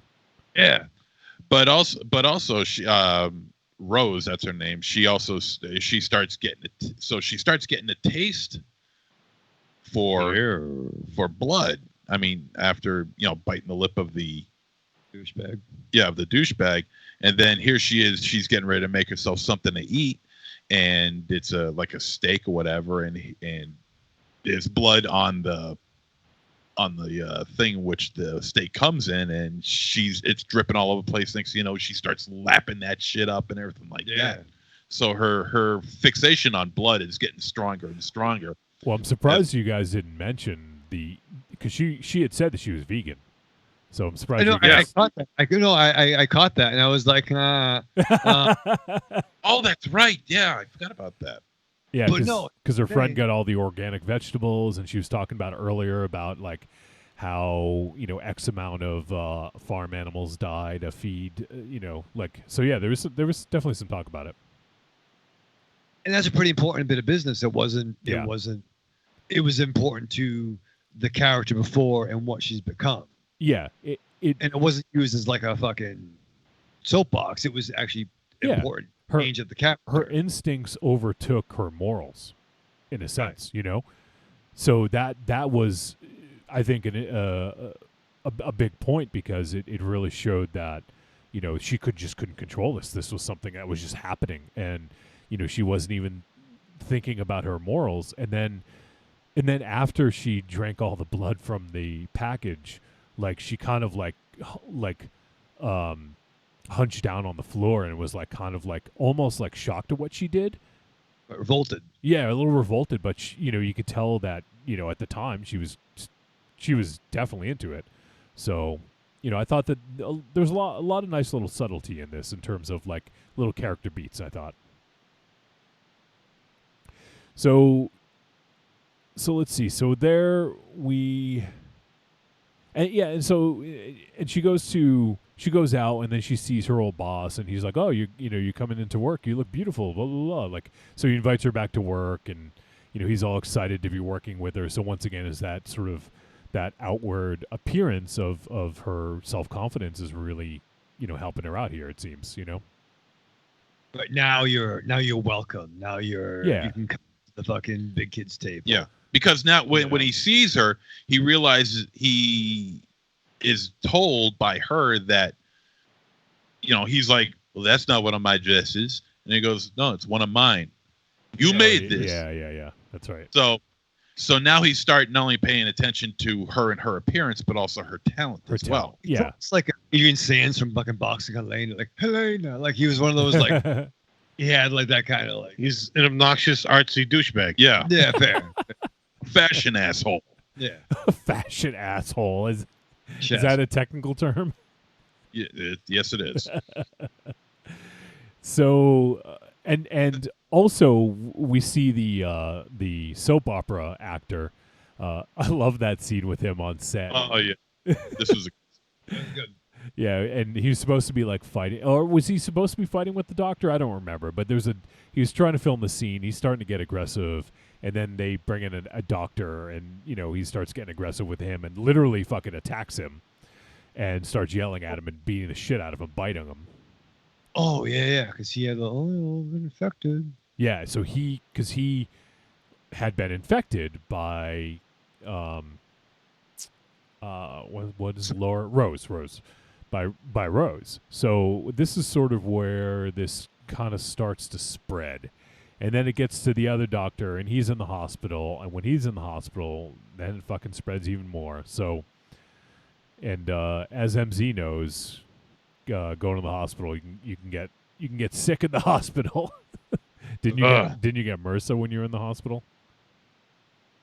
No, Oh, I got outside of the hospital. Oh, I thought you got it while you're in there. Okay. No, I got it because I went to the hospital because of it. Oh, I see. Okay. And you infected 100 people in the hospital. Yeah. Yes, I did, and I'm proud of it. First degree MRSA.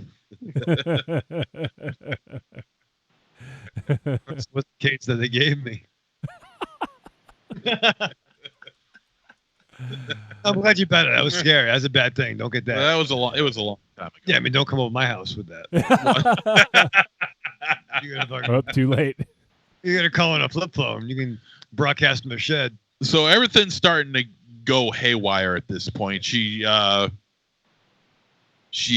ends up getting a date with her a good friend, the photographer guy. The photographer, Brad the Hitman Hart.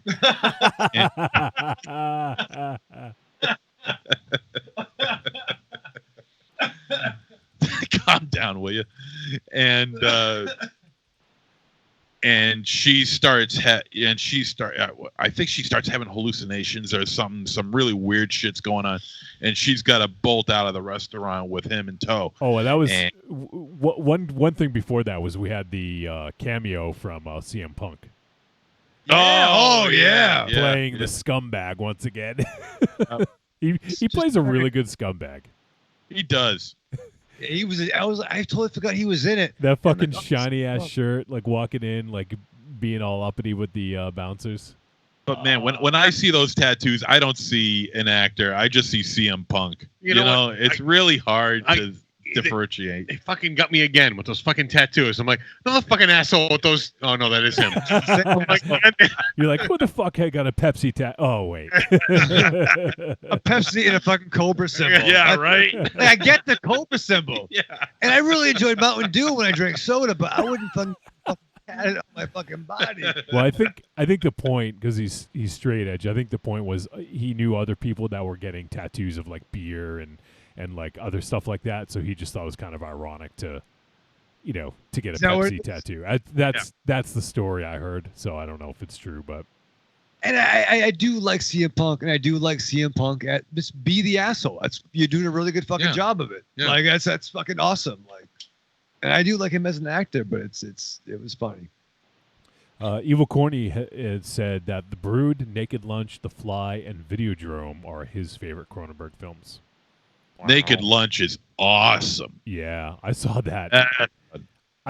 Probably like I wasn't like young, but probably too young to understand it, and I was like, "What the fuck is RoboCop doing?" yeah, Peter Weller. That's a great movie. Is that fucking body horror too? Yeah. Fuck, all fucking body horror. Cronenberg is the king of body horror, man. I don't like that. It's like the You're sausage. probably not gonna like his movies. It's like the Sausage King of Chicago, Raven Shadow. Yeah, no, I mean like the Brood, like is edging it and Gangrel. Like I'll watch that movie. Not that Brood. The Sausage King of Chicago. No. Wow. The Sausage King of Chicago. That's good. That's right. We'll discuss that later. Write that one down. Yeah, there you go. I'm the Saska Queens of Chicago. Hey. How's that? Yeah, I don't like fucking things falling off and shit like that. Well, you don't really get much of that here. Yeah. Well, so it's a matter of time. I don't want to talk too much into what happens beyond this point, because now we're looking into some spoiler territory. There's some stuff if people have never if they haven't seen it yet, I want to kind of keep the element of surprise there. But is there anything else you guys want to discuss about this? Also, one other cameo was CM Punk's wife, AJ, was in this. Oh, yeah, that's right. Rudo. That's right. I forgot about that. Christ. I actually almost didn't recognize her at the end. No, I did. Yeah. Okay, I didn't. So who was she? She was the girl in the when they were in the backstage. I think she made it a line, and was kind of giving her a hard time. Of the fashion. It was at the big fashion show. Yeah. Yeah. The last fashion show. The end. Yes. I was a huge, fairly AJ Lee mark. I'm not familiar with what she looks like. I was just curious because I think I know who you're talking about. Yeah, she was in the WWE and she left for some reason. The fact that her husband left, I don't know. I don't know what happened. I wasn't there, but I liked the AJ Lee. And I caught that. The AJ Lee. Yeah, I like that. Good for her. Good for him. It was a family affair. So she's not straight edge, right? Though she can't be straight edge. I don't know. You're gonna be disappointed if she is. Yeah. And what does it matter? That's bad. It ruins it a little bit. Also, what? I'm sorry. No, I don't want to go on a tangent. My also, MZ, did you pick out Tristan Risk in this? I did. Yeah. So I think she's been in. I don't know about all the Saska's films, but most of them. Most of them. Yeah. And a particular Izzy Lee. Yes. Where she really put herself out there with that. Yes. She really did. Yeah. More than anybody ever could. But yeah, I did catch it. She played the nurse. Yeah. Trying to think if there's any other cameos. I think that's it for the cameos. But let's see. Do you guys have anything else you want to talk about before we head to a verdict on this one? No, we can get there. Thanks, Raven Shadow. Oh wait, I got. That's almost as douchey as waiting on you. Yeah. It wasn't meant to be douchey. Just waiting on you, dude. If you're ready, Wolfie, producer. I had the Mandalorian clips loaded up. I have to load up the show music, so I'm trying to delay. All right, here we go. Trick or treat, baby. I wonder if people would say you're a trick or a treat. Trick or treat, motherfucker. All right, it is verdict time. We're going to let you know whether the film Rabid was a trick or a treat. Any final thoughts we may have? Rave Shadow. Yeah. I don't like fucking body horror. I don't like fucking weirdness. Falling off, fucking fangs. I don't like that. I don't like fucking... It's not my milk. Jesus. However... Oh, a twist. Plot twist. Little twist. This did have fucking TV's fucking Supergirl. And, and no, it you know, I mean, it was bad. Don't listen. Healthcare sucks, right? It's shitty, the system, and I don't know what's better. Do we do universal healthcare like Canada? And you're gonna fucking wait in line. Look at Aries. To have a fucking heart transplant or a fucking, you know, antibiotic, or do we do the fucking like private insurance, Raven Shadow? What what do you like? Yeah, no. It's fucking dumb. It's fucking dumb, and it sucks. And there should just be no diseases and no viruses. Stop fucking with phones and maybe just fucking cure shit. Slow it down, Aries. I'm getting to a fucking point. I'm not sure where I'm going. But Yeah. No one knows where you're going. Neither do I. But with that said, sometimes free healthcare, you get what you pay for, and maybe sometimes there's machinations behind the scenes. And maybe, you know what, if you're going to get sick, New York, Boston, Brigham and Women's, Mount Sinai. You got to go. You're just fucking naming hospitals.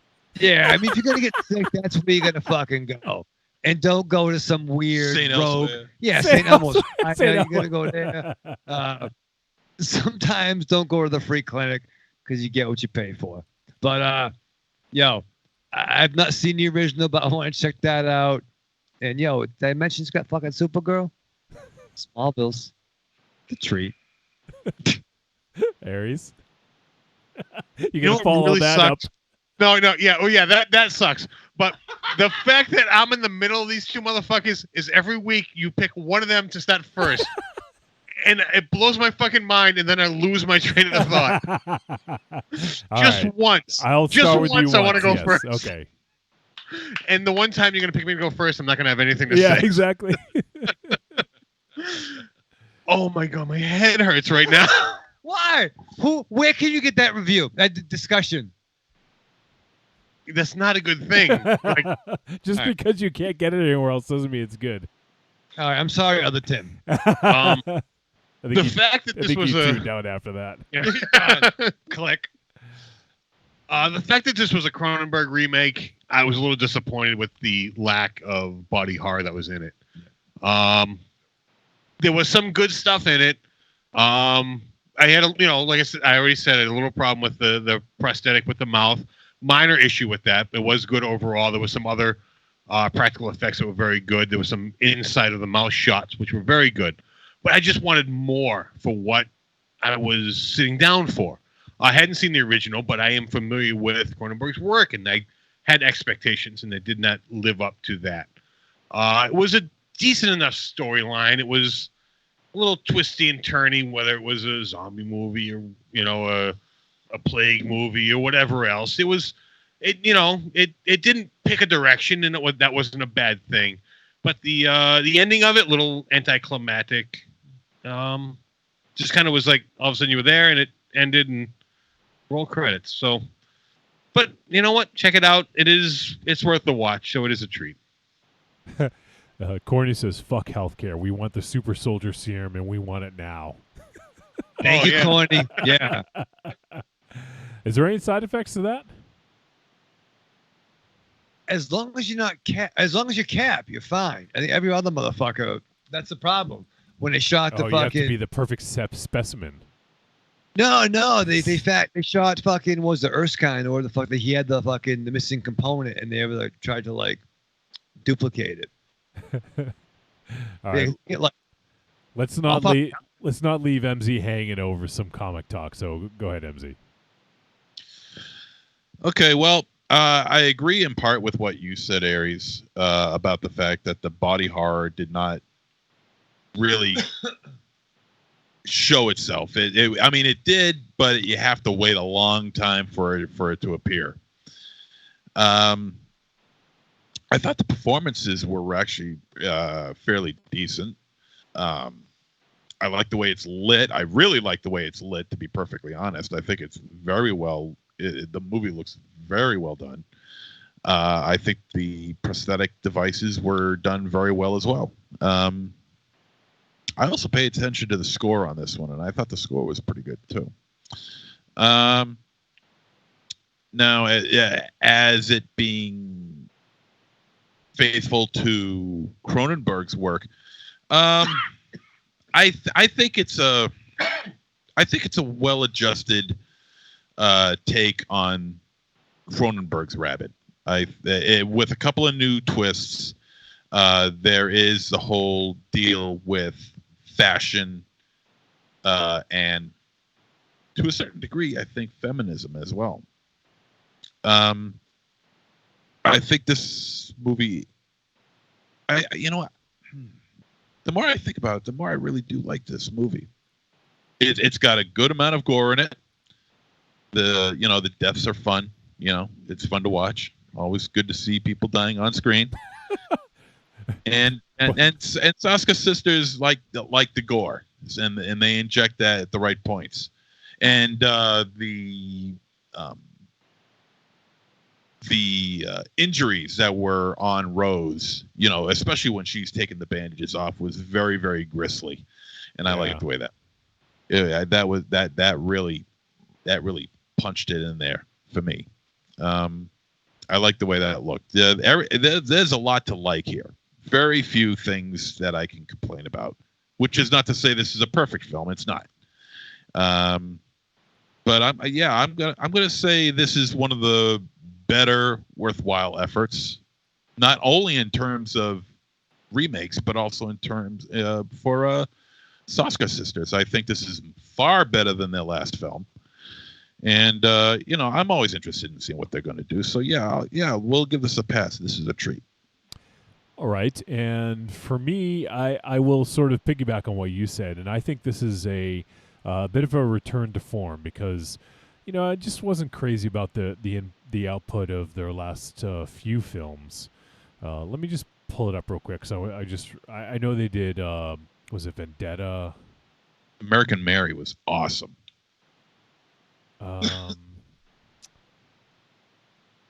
Okay. I'm looking at actress. See No Evil 2? Yeah. So they did Vendetta. They did See No Evil 2. They did a segment in ABCs of Death 2. So since American Mary, they've done, See No Evil 2 and Vendetta. So they've done two films, and See No Evil 2 had its moments, I think. But Vendetta, I like that they're kind of like branching out and trying something different, with the prison film, but I just don't think it worked. And I don't know that it's necessarily their fault. Maybe it's more of Prison Club kind of thing. There's one with Big Show and Dean Cain. Oh shit, I remember that. Yeah, big fat Dean. Big fat Dean Cain. He's not fat. He's a little bit big. A little poorly. He'd get a little chubby at one point. He had some snacks in the off season. That's fine. And then some snacks in the on season. So, I think this is definitely a return to form. I don't think it's as good as American Mary, but I think this is definitely a return to form, and I think it's well done, and I hope they are able to explore this more. I think what they do is they have a strong sort of social commentary in horror, and I think they have a unique voice, and I think that they should be doing more of that. I think See No Evil 2, there's only so much you can do. I mean, they were given money by WB Studios. I don't begrudge them at all. And they've also done some comic book work, Raven Shadow. Yeah, they did a Black Widow yeah. miniseries, I believe. Yeah, so, they're definitely branching out a little bit. And they did a television show called Elevator, which I never saw, but looked like it was kind of interesting. So, this is definitely a bit of a return to form, and I definitely want to see more of this. And, I think this is a treat. I think there's enough good here to warrant a view. I'm not saying it's once again, I haven't seen Cronenberg's Rabid in, I don't know, since the late 90s. I don't really remember it, to be honest. So, I would like to kind of rewatch that to compare. But, as far as remakes go, I think they do something sort of different and new with this, especially in an age of, remakes that just, are made just to fucking remake it. This wasn't a cash grab. This is just something I think they wanted to do, And, yeah, and I think they're mostly successful with it. So, treat for me. All right. So, we are going to take a quick break. A little shorter than normal, Raven Shadow, letting you know. You ready? Yeah. You want to go now? Go. Let's talk about you a little bit, and then. Yeah. Once he puts his headphones down, okay. Yeah. Now we can talk about him a little bit. Put his head down. He had to fix his hair a little bit. What are you standing around for? Stealing Hey, that's my water. And microphone. Is he gonna wash? Is he gonna wash Aries' cup? Oh no! All right. So let's get Raven Shadow a little. Oh my God! What? He's not even getting any lead time. He can't leave. He can't do anything properly. Just go. Oh! He won't leave. Oh man! Try to get a head start so he can actually smoke a cigarette, and he just fucking, I don't know. We get to encourage this. Yeah, he's not. He's going to be back way after we come back. Oh, yeah. All right, so we'll take a quick break, and we'll be back to talk about Daniel Isn't Real. MZ, how long until we're back? We'll be back in 1 and 40. That's about right.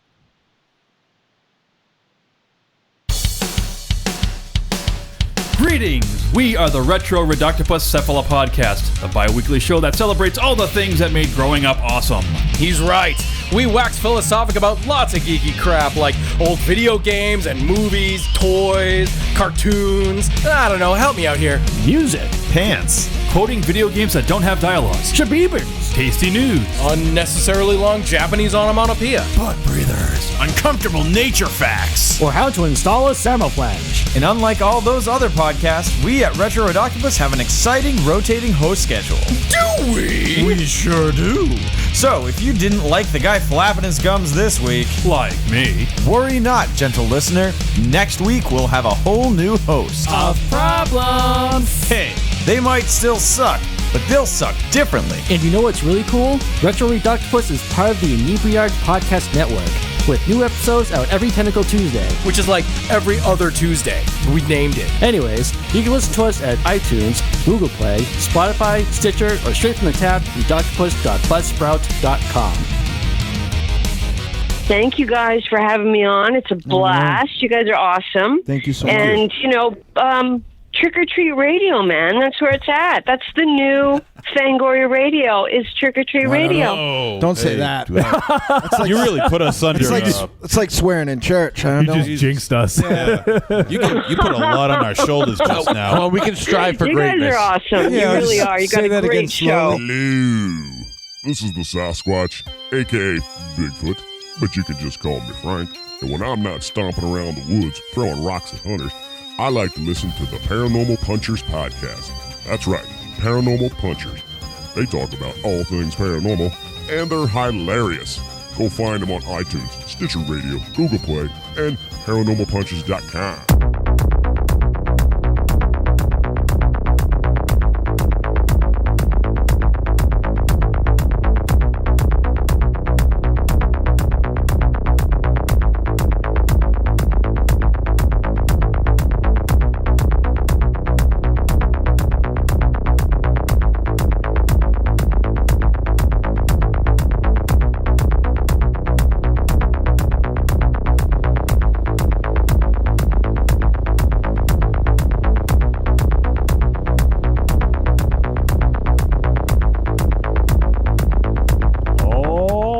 And we're back on Trick or Treat Radio. Did you time that, MZ? Fastest 1 minute 40 in the world. All right, so now moving on to our next film, we're going to be talking about Daniel Isn't Real. Now, I know this is a Shudder, I think Shudder exclusive, but I don't know if it's available on Shudder yet. Do you know? Do you guys know? I'm going to check it out. I'll check it out. Okay. So, this film is not rated. It is 96 minutes. It is a horror thriller, and it just got a release on December 6th on VOD. It is directed by Adam Egypt Mortimer, and it is based on a novel by Brian DeLue, and the script is written by Adam Egypt Mortimer.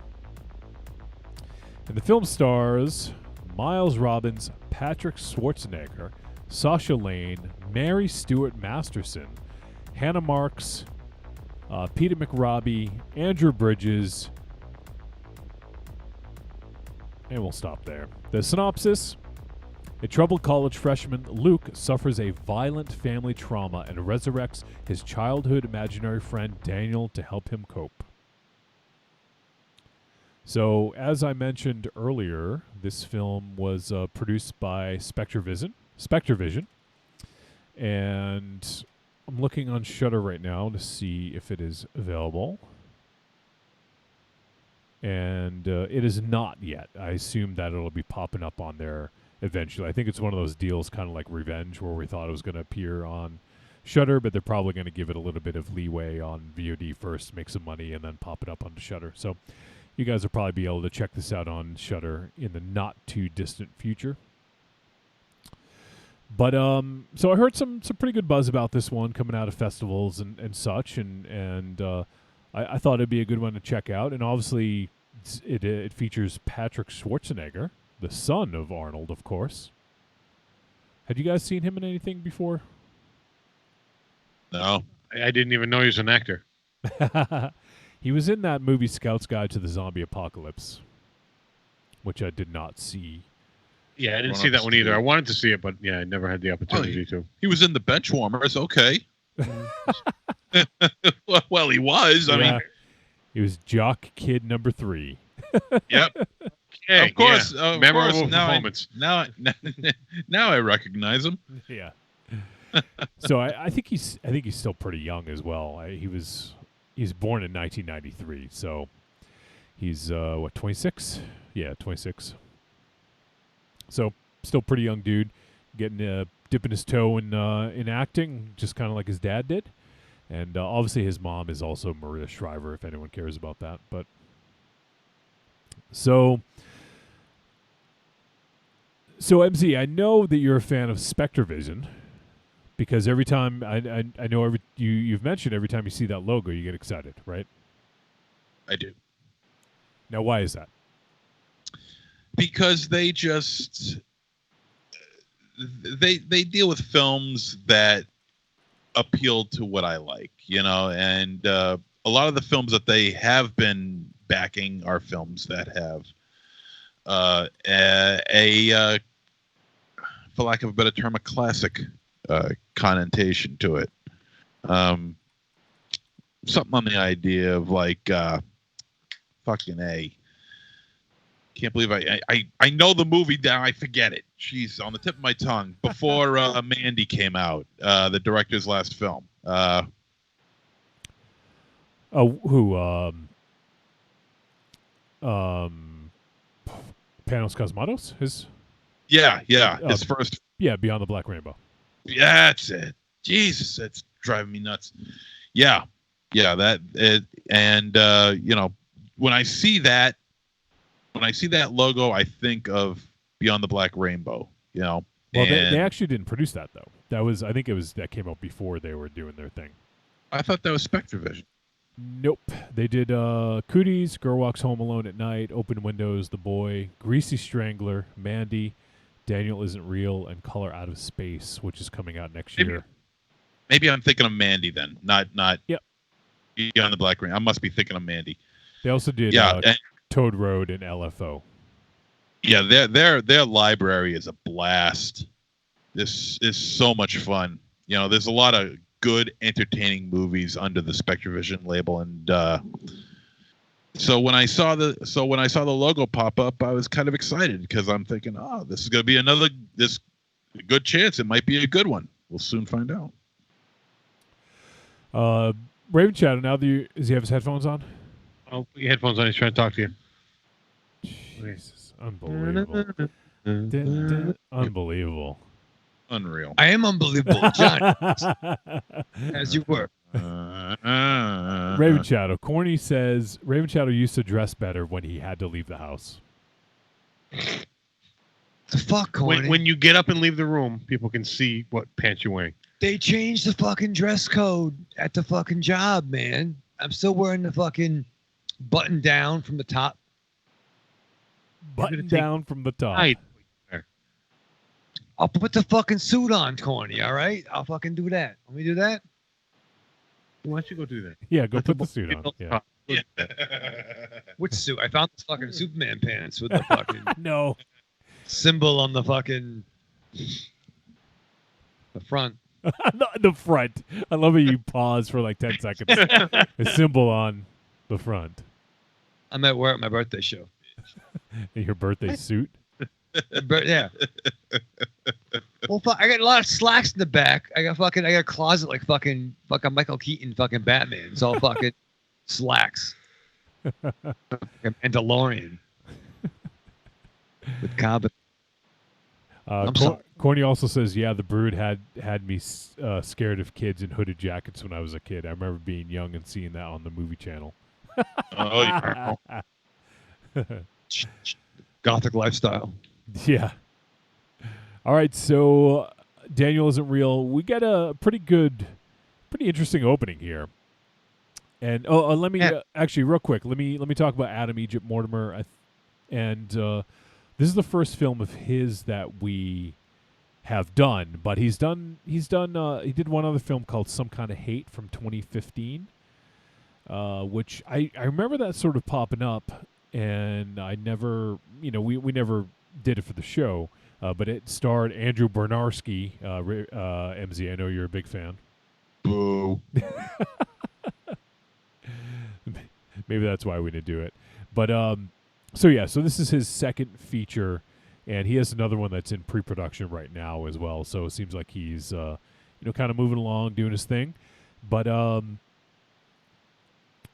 so to the opening. So we get I think 9 to 10 minutes of Luke when he was a kid. We sort of get to see what happened, and he had this invisible friend, and see kind of how it happened. And I thought there was a pretty crazy hell of an opening here. We get basically there's a guy in a coffee shop, and he orders like another cup of coffee or whatever, and then all of a sudden someone comes like coming through the door with a shotgun, shoots the dude, starts shooting up the whole place, and and then we cut to Luke's parents having a fight. And basically, it looks like the dad's getting kicked out. She's throwing dishes at him. The mom's throwing dishes, and Luke is sort of going through all this, and then I think at that point, did he wander out, or I can't remember, but he went outside, and he happened to go to basically where that crime scene was, where the shooting took place, and he sees the waitress like basically upside down, like hanging out. She's like on the like door of entering the diner, and she's like upside down, like dead eyes, like staring at him. Like what, like a 9-year-old kid or something like that, maybe younger, probably 7 or 8. Yeah, not too old. And then all of a sudden he there's another kid next to him that starts talking to him, and we find out that this is Daniel, his invisible friend. And so that I kind of thought that was like maybe just a bit of a, not necessarily throwaway, but just sort of like to give you kind of a bold opening, and we just get to meet his friend. But we find out a little bit later there's more to that scene than you might have thought initially. But then we fast forward to Luke in college, and he's having some issues. He's going to a therapist, and his mom is having some issues, and he's just kind of stressed out. And he had made reference to that when he was talking to the therapist about being stressed out. He couldn't handle being stressed out through all 4 years of college or whatever. But what did you guys think initially? I guess I should kick it over to you guys about the opening of this. When they were younger, you mean? Yeah. The opening 10 minutes. I thought it was pretty good. It established the friendship between Luke and his invisible friend of Daniel. Also showcased the hardship between Luke and his mother. Yeah. When the father left, and we also learned that Daniel can be a bit of a. Oh yeah, that's an important scene. I'm glad you brought that up. And be a bit of a devious little shit. Yeah, an enabler. Yeah. He basically talked Luke into putting basically a bottle of pills in her smoothie. Yeah. And she was like horribly ill. And like I actually didn't know if she was going to make it the way they were showing it, but she was horribly ill. And she was like, "Why'd you do this to me?" And he's like, "No, my invisible friend made me do it." And so then he basically locked Daniel up in this dollhouse that they had. And, he sort of was able to put him away. And Daniel was gone for, 20 some odd years or maybe 15 years or whatever it is. But then when things start to get really stressful, then Daniel sort of comes back. And because the therapist mentioned sort of like, kind of going back into his childhood and finding out what happened and stuff like that. And Daniel sort of makes a reappearance. And Daniel's this cool guy with the slick back hair. And Raven Shaw, what the fuck are you doing? I was checking IMDb because this reminded me of the title character in the film Airborne with Seth Green back in the day. And was it? Yeah, it looks just like the fucking dude. He's the same fucking haircut with the bangs. Looks kind of like a Resident Evil cutscene character. And it's the kind of hair that I want when I cut my hair short again, where it's like short everywhere else, but it's just the bangs. So you're saying you're gonna cut your hair sometime soon? If I do, that's what I want, because he was so handsome. Like, he reminds me of finally. He wasn't that handsome. Luke was not handsome. Sir, I don't think he was that handsome. I thought Daniel was more handsome. No, I think Luke had like a Grayson kind of vibe to him. All right, well, I could see that. I mean, I know you do like boy wonders, so. I do like boy wonders. I like bikers and fucking long hair, and I like boy wonders. Bikers and boy wonders. Bikers and boy wonders. Okay, so also we learn about Luke's mother and how she is like not exactly entirely sane at this point. Kind of the opposite. Yeah, she's gone through some sort of a mental breakdown. Still living at home, but living on her own, but she's having her psyche is really taking a whack. Was that Mary Stuart Masterson? Yes, yes, it was. Right? Did we mention that yet? Because good for her. Like, she fucking. Yeah, we brought her up. Oh, well, I was downstairs. I know. Yeah. Looking up. Welcome to the show, Raven Channel. Thank you for having clapping for yourself again. Thank you for having me on the the show. she keeps on like looking at herself in the mirror, saying that there's something wrong with the mirror, and I did that. and other various things where she's trying to, she's cutting pieces of paper like out of a magazine and is saying that there's something wrong with this, there's something wrong with that. She's just trying to cope with whatever the hell's going on in her brain. he's trying to help her to cope with whatever the hell's going on in her brain, and both of them are somewhat failing miserably. So it's called family. Yeah. Well, he's failing because he doesn't know what he's doing. No, right. Yeah. Yeah. And so he goes out and he leaves, and next thing you know, he gets knocked in the head with a skateboard. Oh yeah. That's right. Yeah. I love that. And he gets hit by this girl named Cassie, and Cassie is a artist. Yeah. And at some point, these two start to become friendly with each other, and of course, Daniel is trying to coax him into going out with her. So he's telling him to say all the right things to her that would make her attracted to him. Well, I think also we're getting ahead too, because I mean, it's he goes to college and he comes back home. He's spending time in his bedroom. He realizes that his mom is having a fucking hard time, and while he's in the room, there's the dollhouse from his grandmother. Yeah, yeah. Just take the cover off, and old habits die hard. So he unlocks the door that allows Daniel to... Yeah, we already covered that. Johnny, it's called the Film Discussion Podcast. Well, not in that much detail. He didn't really discuss the... Yeah, he gave more detail about it, so it's okay. Thank you. But the actress who plays Cassie is Sasha Lane, and we did see her in Hellboy. She was the girl played in the Alice Monaghan. Eggs. Yeah. I like the shoulder tat shit going on there. Yeah.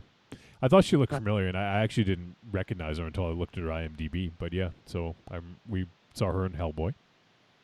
Okay, yeah, I was kind of getting a Calypso vibe from the whatever the fuck shitty Pirates of the Caribbean 2 or 3 that she fucking appeared in, but maybe it was somebody different. But yeah, she was in the new Hellboy. Yep. She was good. So this is, I guess we don't need to do a whole fucking plot breakdown of this, because we do have to kind of expedite things a little bit, because, 2 films doesn't leave that much time for discussion. So let's get into this. Let's get into the meat of it. And, this is kind of a bit of a, it's funny. I showed the trailer to T-Dog. We were going to watch this together, but we didn't have time. But she's like, so it's like a horror Drop Dead Fred. And, interesting. Yeah, that's what I said too. Just based on the trailer, anyways. That was, before watching it. But yeah, I mean, it's not too dissimilar from that. It's a dark Drop Dead Fred film. But I can't recall another flick like this with Imaginary Friend that I know of. Oh, I think you should look behind you. Oh,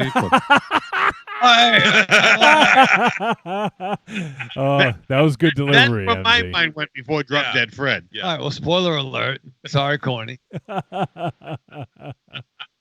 And tell everyone what the poster is behind him, just so they're not watching. Right behind Raven Shadow, probably framed up perfectly. Yeah, sits a Japanese Fight Club poster. and on the other side is a Drop Dead Fred poster. So that'd be awesome. You may have lost the right to keep that poster up there. We may have to take that down and ship that out to Corny. I might have to agree. Gift. Yeah, it's a gift to Corny. Yeah, we'll gift it to him. Yeah, we'll not gift a it gift, to Corny. but a gift. It was a present. Psycho Patrick. He'll understand. Yeah. Listen, I'm not saying after what just happened, he'll certainly understand. I'm not saying. I said in a horror film, okay. Give the fucking props. All right. So, yeah, and this is it's pretty. It's something that's been done. I mean, we've seen films that do this kind of thing, but I thought that this was pretty good execution, and I did like the origin, if you will. I liked that they showed, when Luke was young, and versus now, and also just sort of like a lot of the psyche of what's going on in his head, and it to me it made sense as to why he would sort of believe, because I mean most people, like when you get older, when you're younger, like invisible friend, like whatever, no big deal, like but when you get older, then then maybe start worrying about someone if they have an invisible friend, right? Yeah, I mean, like I tried to have an invisible friend, but he wouldn't hang out with me. But no, I mean, before I met Aries, I didn't have friends. I figured, oh, I'll just do that. But it didn't really make a lot of sense. I think I tried for like 5 minutes. I'm like, that's fucking stupid. I'll just fucking narrate my life for fucking first person. You just have Dick Grayson and Superman and yeah. Well, when you're standing on the curb waiting for your invisible friend to come pick you up and he never shows up, puts a damper on it. Come on, man. Pick me up. But no, it's kind of weird. But I think it added to the character, and I think it's in a weird like revisiting, and the fact that your invisible friend grows up with you, and he was kind of a dick to begin with. Well, yeah, he was a pain in the ass, which shows the kid has problems. Yeah, well, you know what? Most invisible friends are pricks. Well, how many do you have, Aries? No, I mean any representation of a movie, anyone I can think of, they're pricks. Name one that isn't. Ben Kenobi, invisible friend. Ghost. That's not invisible friend. He did lie to him because he was like, actually, he was like, oh yeah, save her. He could have said, actually, don't fuck your sister. I can't think of one. Okay. Yeah, the Heavenly Kid. Thank you. Oh, I love that. I would say that's a ghost, not an invisible friend. A ghost. He's invisible. But that's his fucking a different dad. thing. His dad come back to fucking. That's a different thing. Yeah. Dummy. It's not dummy. That's a great movie. No, you seen that movie, Rain Shadow? Invisible Kid? The Heavenly Kid. Heavenly Kid. The Invisible Kid. Invisible Kid. That was the one with the kid, the guy who was the greaser. Yeah, the motorcycle. And he'd go back in time, and he raised his kid. Yeah.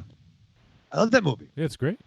One of my early VHS flicks. It was I probably rented that one weekend, and then I rented Maxwell Stewart's Coming Home the next weekend to give you a time frame.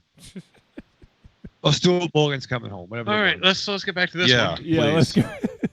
So, please. But I think they established a good sort of like breaking point. Like he had a lot going on, and because that's a tough sell for a college age kid to have an invisible friend, like. But the way that they established it, I thought it made a lot of sense, and I didn't question it at all. I thought it was like, yeah, okay, well, this totally makes sense. And I thought that there was some good interplay between the characters. I did like the performance by Patrick Schwarzenegger. I thought he was like a good sort of like, like bad devil on your shoulder, sort of like evil sort of character, And I thought he played that role really well. And I thought there was some interesting sort of world building stuff going on here too, without getting too spoilery with some of the sort of more meta story elements. I thought were kind of interesting, and it made me want to know a little bit more about that. I kind of like the way Luke handled the situation as far as him trying to deal with Daniel's interference in his life with Cassie. From trying to get a relationship going to dealing with that relationship and finding a lot of possible ways to fuck it up. I thought the character of Luke handled that pretty well. I thought Daniel was hair slicked back, he's like, he looks somewhat suave, but he's really a real jackass to everybody. So I kind of like the way he portrayed himself in this movie as well. But then again, this is old hat. We've seen it before. So what is there new in this movie that could be seen as redeemable? And honestly, not much. I mean, you got the friend with the invisible friend. The invisible friend grows up with the friend, and they're both separate opposites now. One's a good guy just trying to live his life. Another one is a smarmy, smart-ass, pain-in-the-ass prick motherfucker who's trying to get him to be like Daniel, but he's just not gonna go for it. And then the two clash. You know, it's we've seen it before. But I mean, is it really two different characters? It's the same person. No, it is two different characters. The storyline plays out differently than most Invisible Friends, and even though that most Invisible Friends, they're mischievous, their intentions are good. Daniel, his intentions are evil, and they, as the movie progresses, they play out, and you start to see it, and that is where this movie differs from most movies of this type. Thank you, Ayers. And one other thing that I don't know if you guys, I don't know if this was an exploration about mental illness. That's something that sort of came to mind, but I wasn't sure if, because there wasn't a lot of like poignant things said about it necessarily, which doesn't mean that it's not the case. But I'd wondered if that was sort of what what the director was going for was to make a statement about mental illness, because there's, if you look at it, I mean, the very opening scene with the fucking shooting in the diner, I mean, a lot of these shootings, typically, I mean, there's mental illness is blamed for a lot of them, whether or not that's actually the case. Like it's definitely a talking point in this country now. So, I don't know if there was something to be said about that. If there was, I don't think there was like a conclusion or either a side was taken. It just was almost kind of presenting this concept and maybe just to think about it, but I don't think there was much said beyond that. Did you guys get anything about that? Yeah, nothing too much. I think it was just more of a plot point. Yeah. So, but I think that there was some interesting stuff here. I really dug the I don't know what you'd call it. That's sort of like, not a black hole, but that just sort of like nebulous space that they kept showing, which did pop up a little bit later on. I thought was sort of an interesting take and definitely showed something a little bit almost supernatural, if you will. Yeah.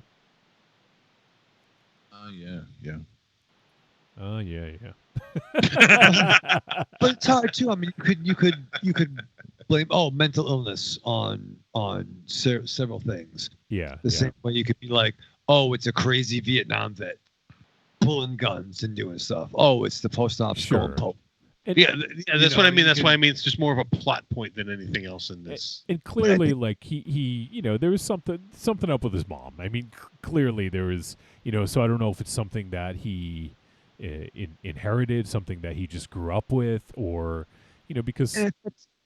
But that's fair. I mean, the mother definitely had an issue, and when I think the scene when what happened to the mirror, I didn't like what I saw. That was very, very telling. Yeah. And I think that could be said for a lot of the population, regardless of supernatural elements.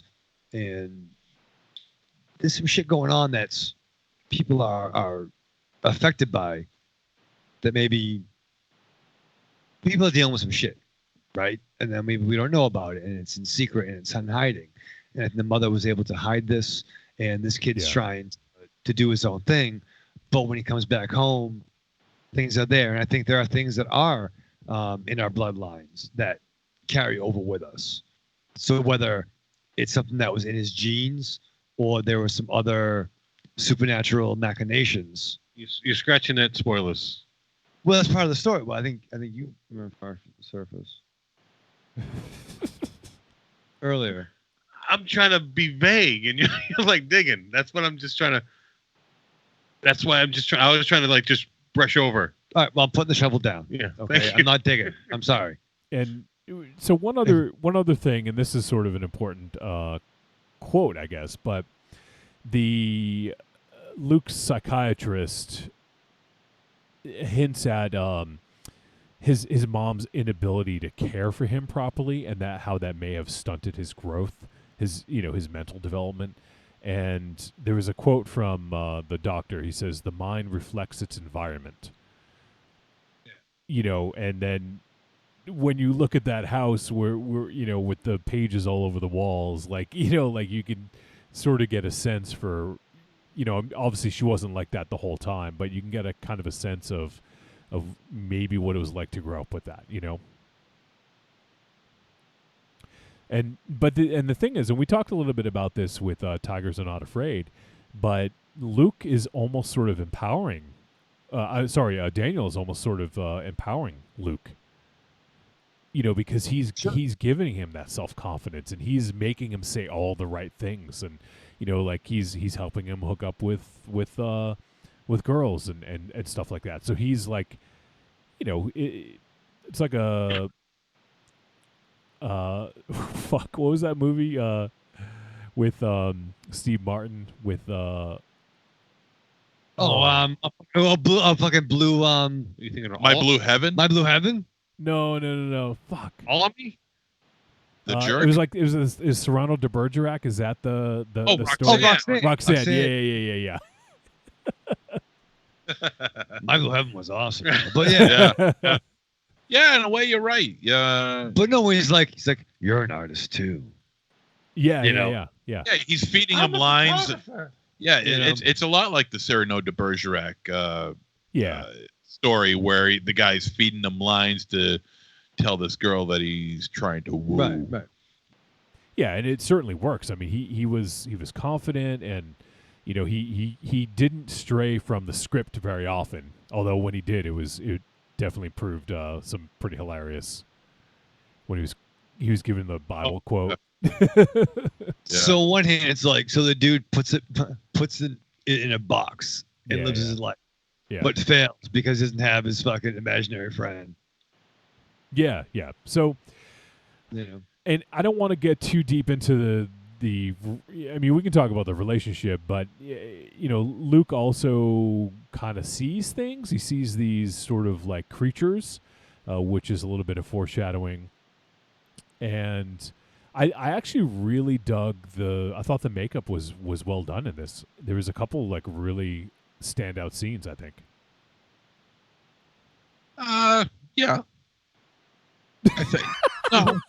I mean, I didn't. No, I mean it was okay. It was there okay. was some scenes. No, I mean it was okay. I didn't think it was anything special, really. I mean it was okay. They made a movie. Yeah, that's what you always say. There's no blood pigs. Every review you say they made a movie. That's your review. They made a movie. Discussion.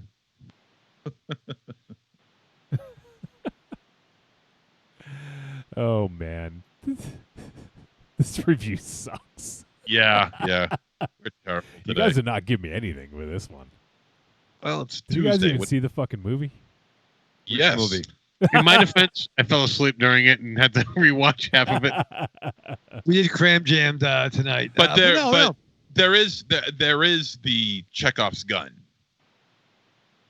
that we get, which a little bit of foreshadowing from the time when they were young. Yes, yeah. I sort of talked about that, yeah. But yeah, I thought that was kind of a cool revelation, actually, because, I don't want to talk about it specifically, but I thought that was a cool revelation because it made that opening scene have a little bit more to it. And, I thought they did a good job with that. And, despite, it kind of tied it together, I guess. It helped it all kind of make sense, and it I don't know. I'm trying to tiptoe around this without saying too much, but yeah, I thought that was kind of a cool thing that they did, harken back to that opening scene. Yeah, I thought it worked out fine. It like you said, it tied the movie together, and yeah, I don't know. I thought the movie had a pretty decent ending. Yeah, but I mean, I'm not, and not for nothing, Johnny. I'm not sure how much we can give you that you don't already know, but we don't want to give any spoilers away. But I think if we've seen an imaginary friend, air quote, storyline, but how is it different from friends who become rivals? Whether it's Lex and Clark or that fucking John Cusack movie when he was a fucking didn't politician. happen in the comics. But you know what? To get into that, it would get into the spoilers of this movie. That's what I'm saying. But I think what we're trying to understand is that there's a certain dynamic between two characters that were friends and now they're rivals. Correct. Or the turning point. And I thought that there was some good stuff in the last act of this when there's kind of a fight for control. You know, I thought that there was some good stuff that was done in this. So, you know what? I guess we can probably just go and just do the verdict on this one because is there anything else you guys wanted to bring up that we haven't talked about yet? No? All right. So you guys are giving me... Are you looking at your fucking phone, MZ? I am. He spends all show on the phone. You're usually good for a couple... I'm on IMDb. You're usually good for a couple of good drop-ins, but not tonight, man. Not on this review, anyways.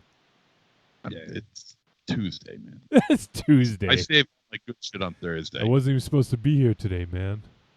All right, let's go to the fucking verdict. Yeah. Trick or treat, baby. I wonder if people would say you're a trick or a treat. Trick or treat, motherfucker. All right, it is verdict time. We're going to let you know whether Daniel Isn't Real is a trick or a treat and any final thoughts we may have. Aries. Now, I knew you were going to do this to me for this fucking movie. Yeah. Because there is very limited what I can say about this movie without giving spoilers away. Although I do appreciate going first. Thank you very much. No, this movie, it's a slow build to what it is. It seems like just an average movie. There is not a huge twist. There's a revelation that comes about, and it makes the whole movie better when you look back on it. As I already stated, I fell asleep watching this movie. It happens. It was a short week. I was very, very crammed for time. I apologize. I don't know if I caught everything in this movie, so I do want to go back and rewatch it, knowing what I know, and see if I can notice anything else. Stick with this movie. The revelation does make it better. It's not breaking any grounds. This doesn't deserve to win any awards. It's just a solid movie. Decent effects, good acting, and decent character development. So give this movie a shot. This is a treat. All right. I don't know where to go next. I'm so confused. Why don't you go? Why don't you go? Sure, I'll go. Producer Aries. Producer Aries. So I usually just do one. You know, I'll go by all three of you guys, and I do mine. But I'll do mine. So I thought this was pretty good. I thought it was fairly effective. I liked the relationship between Luke and Daniel, and I thought that it gave me something a little different than I expected, which I appreciated. You know, because based on the trailer and the synopsis, you know, you think of imaginary friend, you know, okay, like how far can you really go with that, especially when the kid's in college? But I think it did, you know, bring about some topics about mental illness and, you know, anything we can do to get that in the spotlight and talk more about it and just make it so that it's not something that's taboo, you know, like people should be able to talk about it if they want to. And, you know, I think just having it sort of out there, you know, will help that and make it kind of normalize it a little bit more, you know? So I think that's good. But, yeah, I actually did think that there was some decent effects in this, especially one scene I thought was really well done. That was sort of later on. And I did like how it kind of wrapped up, and in a sense, it's kind of like a coming-of-age story, kind of a twisted, fucked up one. And I thought that there was some pretty good stuff that was done in this. So I'm going to go ahead and give it a treat. It's not a, you know, it's not an amazing movie. I think it shows a lot of promise, and it's a low budget movie with some good performances. And it's going to be on Shudder soon. So if you guys are just kind of on the fence, you're not sure, just wait till it hits Shudder and check it out there. But I definitely think it's worth people's time. So once again, treat for me, Raven Shadow. Before this, my favorite imaginary friend narrative was the Wilfred program on FX, and then previously that the fucking whatever the New Zealand network that it originally appeared on was, with Frodo and his imaginary dog friend. I like that, and I think that it's less of an imaginary friend as it is. We all have personas, in a sense, and personalities, and who is the strongest version of that? I don't think there's, in a sense, movie plot aside, Daniel and Luke are the same person. You got to watch the film, but I like this. I kind of I wouldn't mind this as even like a miniseries or a TV show, to see kind of a progression further. I think there was some good stuff in here. This was a very crammed for time watch that I do want to revisit to give it its full due. But overall, I would say this was it's a treat. If you like dueling personas. All right, MZ. I felt that this was a very middle of the road coming of age movie. One that we have seen before. There are a couple of very decent stingers in this movie. A couple of horror scenes in here that kind of jump out at you that you don't even realize it until it hits you. Those scenes were very effective. I enjoyed those quite a bit. The whole mental illness thing, if you want to read deep into this movie instead of just enjoying it, you have that going. You have that. So if you read into it, you can't enjoy it? And I thought the score was fairly decent. There are a couple of special effects shots in this movie that are really that are good. One harkens back to A Nightmare on Elm Street 5. Yeah. Yes.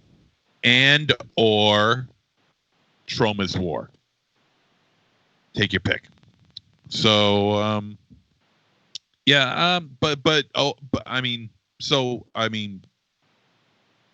production wise, this movie is good.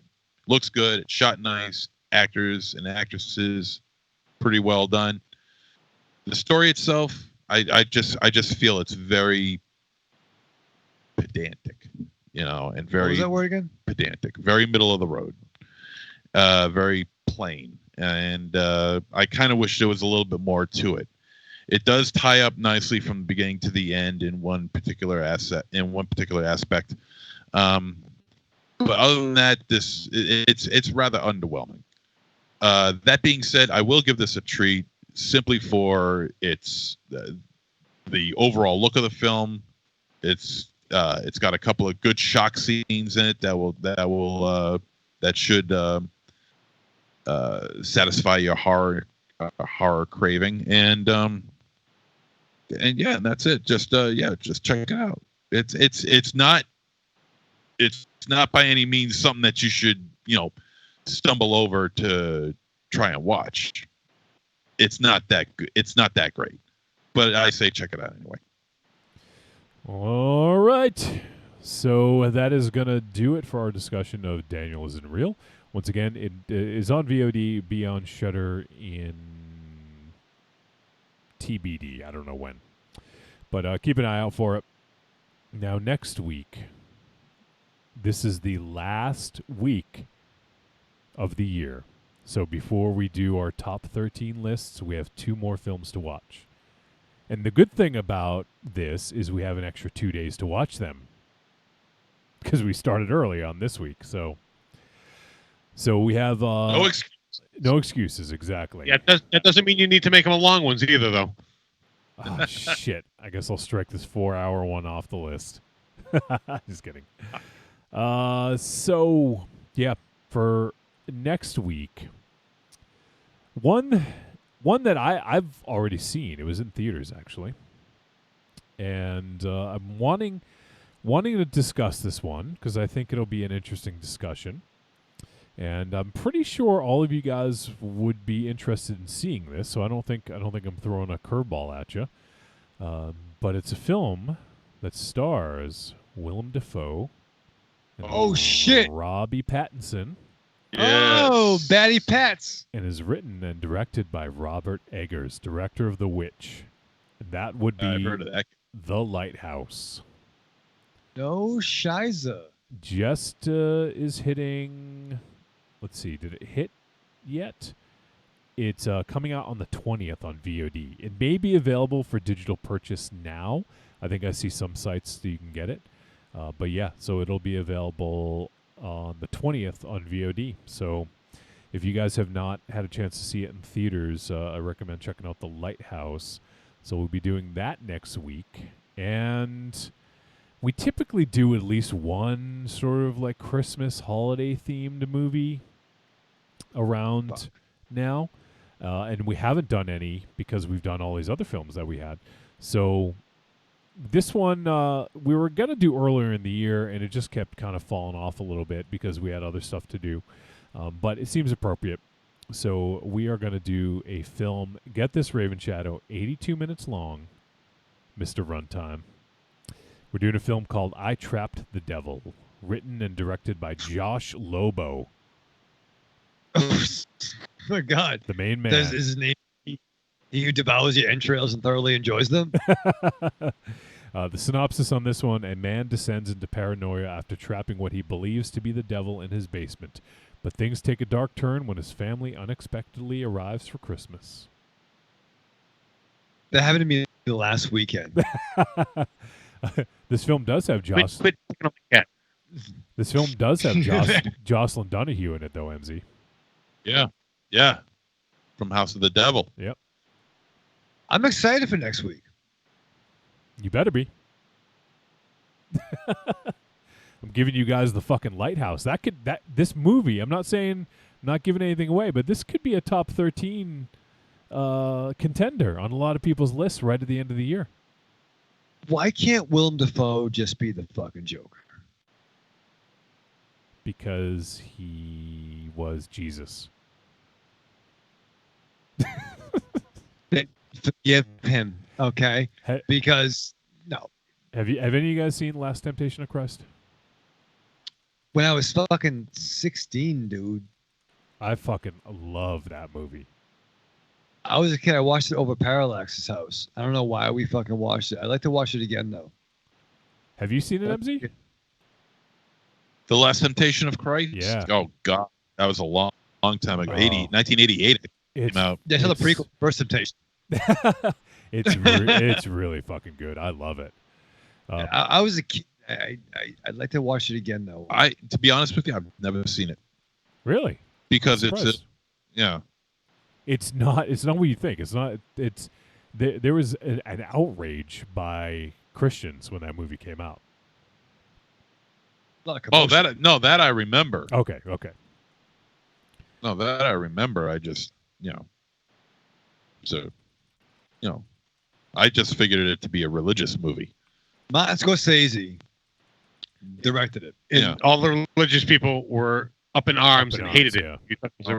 What religious person isn't all up in arms over something? But yeah, so let's take it back.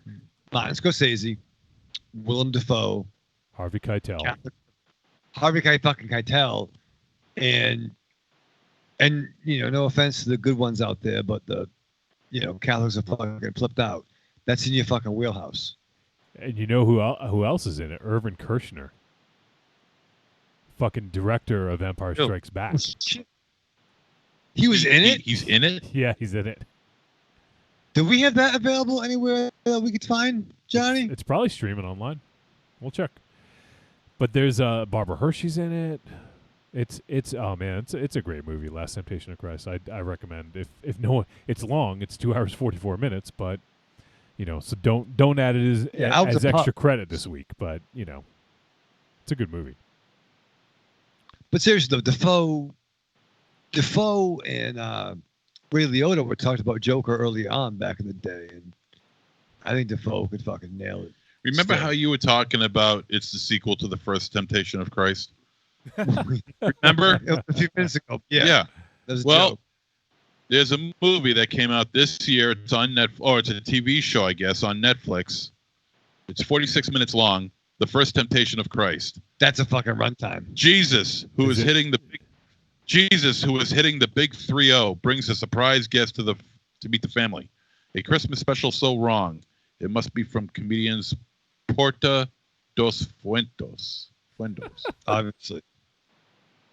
I have no idea, but I'm interested. Christ.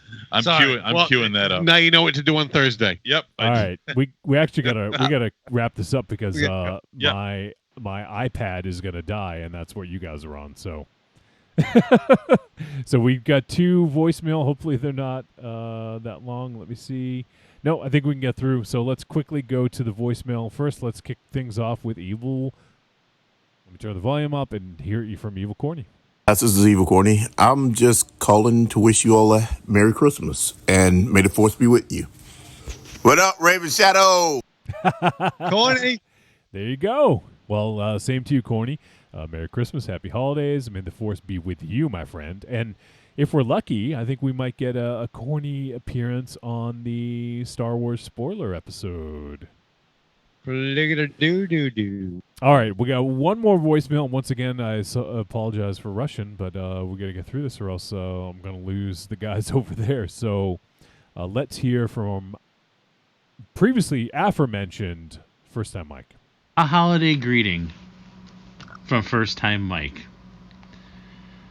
You know, a wiser man than me once said, "See my dammy, pooty tang the wadata to the shamakau, cause that's a kamakama lipa chad, dig?" Oh shit. Now, I think what Pootie Tang was trying to say is that it's not how much the gift is, but the intent behind the gift, no matter how big or small. So in this holiday season, whichever you hold dear, whether it's Christmas, Hanukkah, Kwanzaa, Yule, Festivus, or anything else you hold in your heart, your friend First Time wishes you all these and more. May your loved ones be well and lively, healthy and fit. May your little ones be awash in toys and joys. May your pets be full of treats and cuddles. May your old traditions flourish, and may new ones be found. We come from all over the nation and the world, distances closed by voice and data. Not just this podcast, but the podcast of all our friends, a friendly little corner of the internet that I've come to love and call part of my own. So wherever you are in this great big world, I wish you the happiest of the holiday season, whatever you hold dear. This is your rambling friend, First Time Mike, wishing you all the best, usually hailing from Wisconsin, but in this time of year, with only a few clicks of the mouse on the computer, right there at your side when you're enjoying the holiday time with your friends and family. Wishing you all the best. Good night, and be safe, whatever you celebrate, because, hey, I want to talk to you after the holiday season too. Bye. Awesome. That was fucking great. Oh, man, I hope Santa fucking slides you a penny on the runny kind, dude. Yeah, Sadate, FTM. Santate. Santate, yeah. Oh, man. So thanks, First Time Mike. We always appreciate you calling in, and happy holidays to you. You're a class act, my friend. Okay, well, we got to end things. So, there you go. So next week, last show of the year, and we'll be doing The Lighthouse and I Trapped the Devil. So let's say goodbye, MZ. Raven, douchebags. Aries. Goodbye. Raven Shadow. Live fast, love hard, die with the mask on. Ollie. Is that what he would say? I don't think you know what a dog sounds Yeah. like. He does that. He does You it. sound like a sex toy. He does. He's the Cowardly Lion. He's French. Okay. He's a Bichon. He makes fucking noises. Well, dogs have like 4 fucking noises. Cats have like 80. It's fucking weird. All right. Well, that's going to do it. So we will see you guys next week. Get those top 5 lists in for the year-end show. Podcast at trickortreatradio.com. See you next week.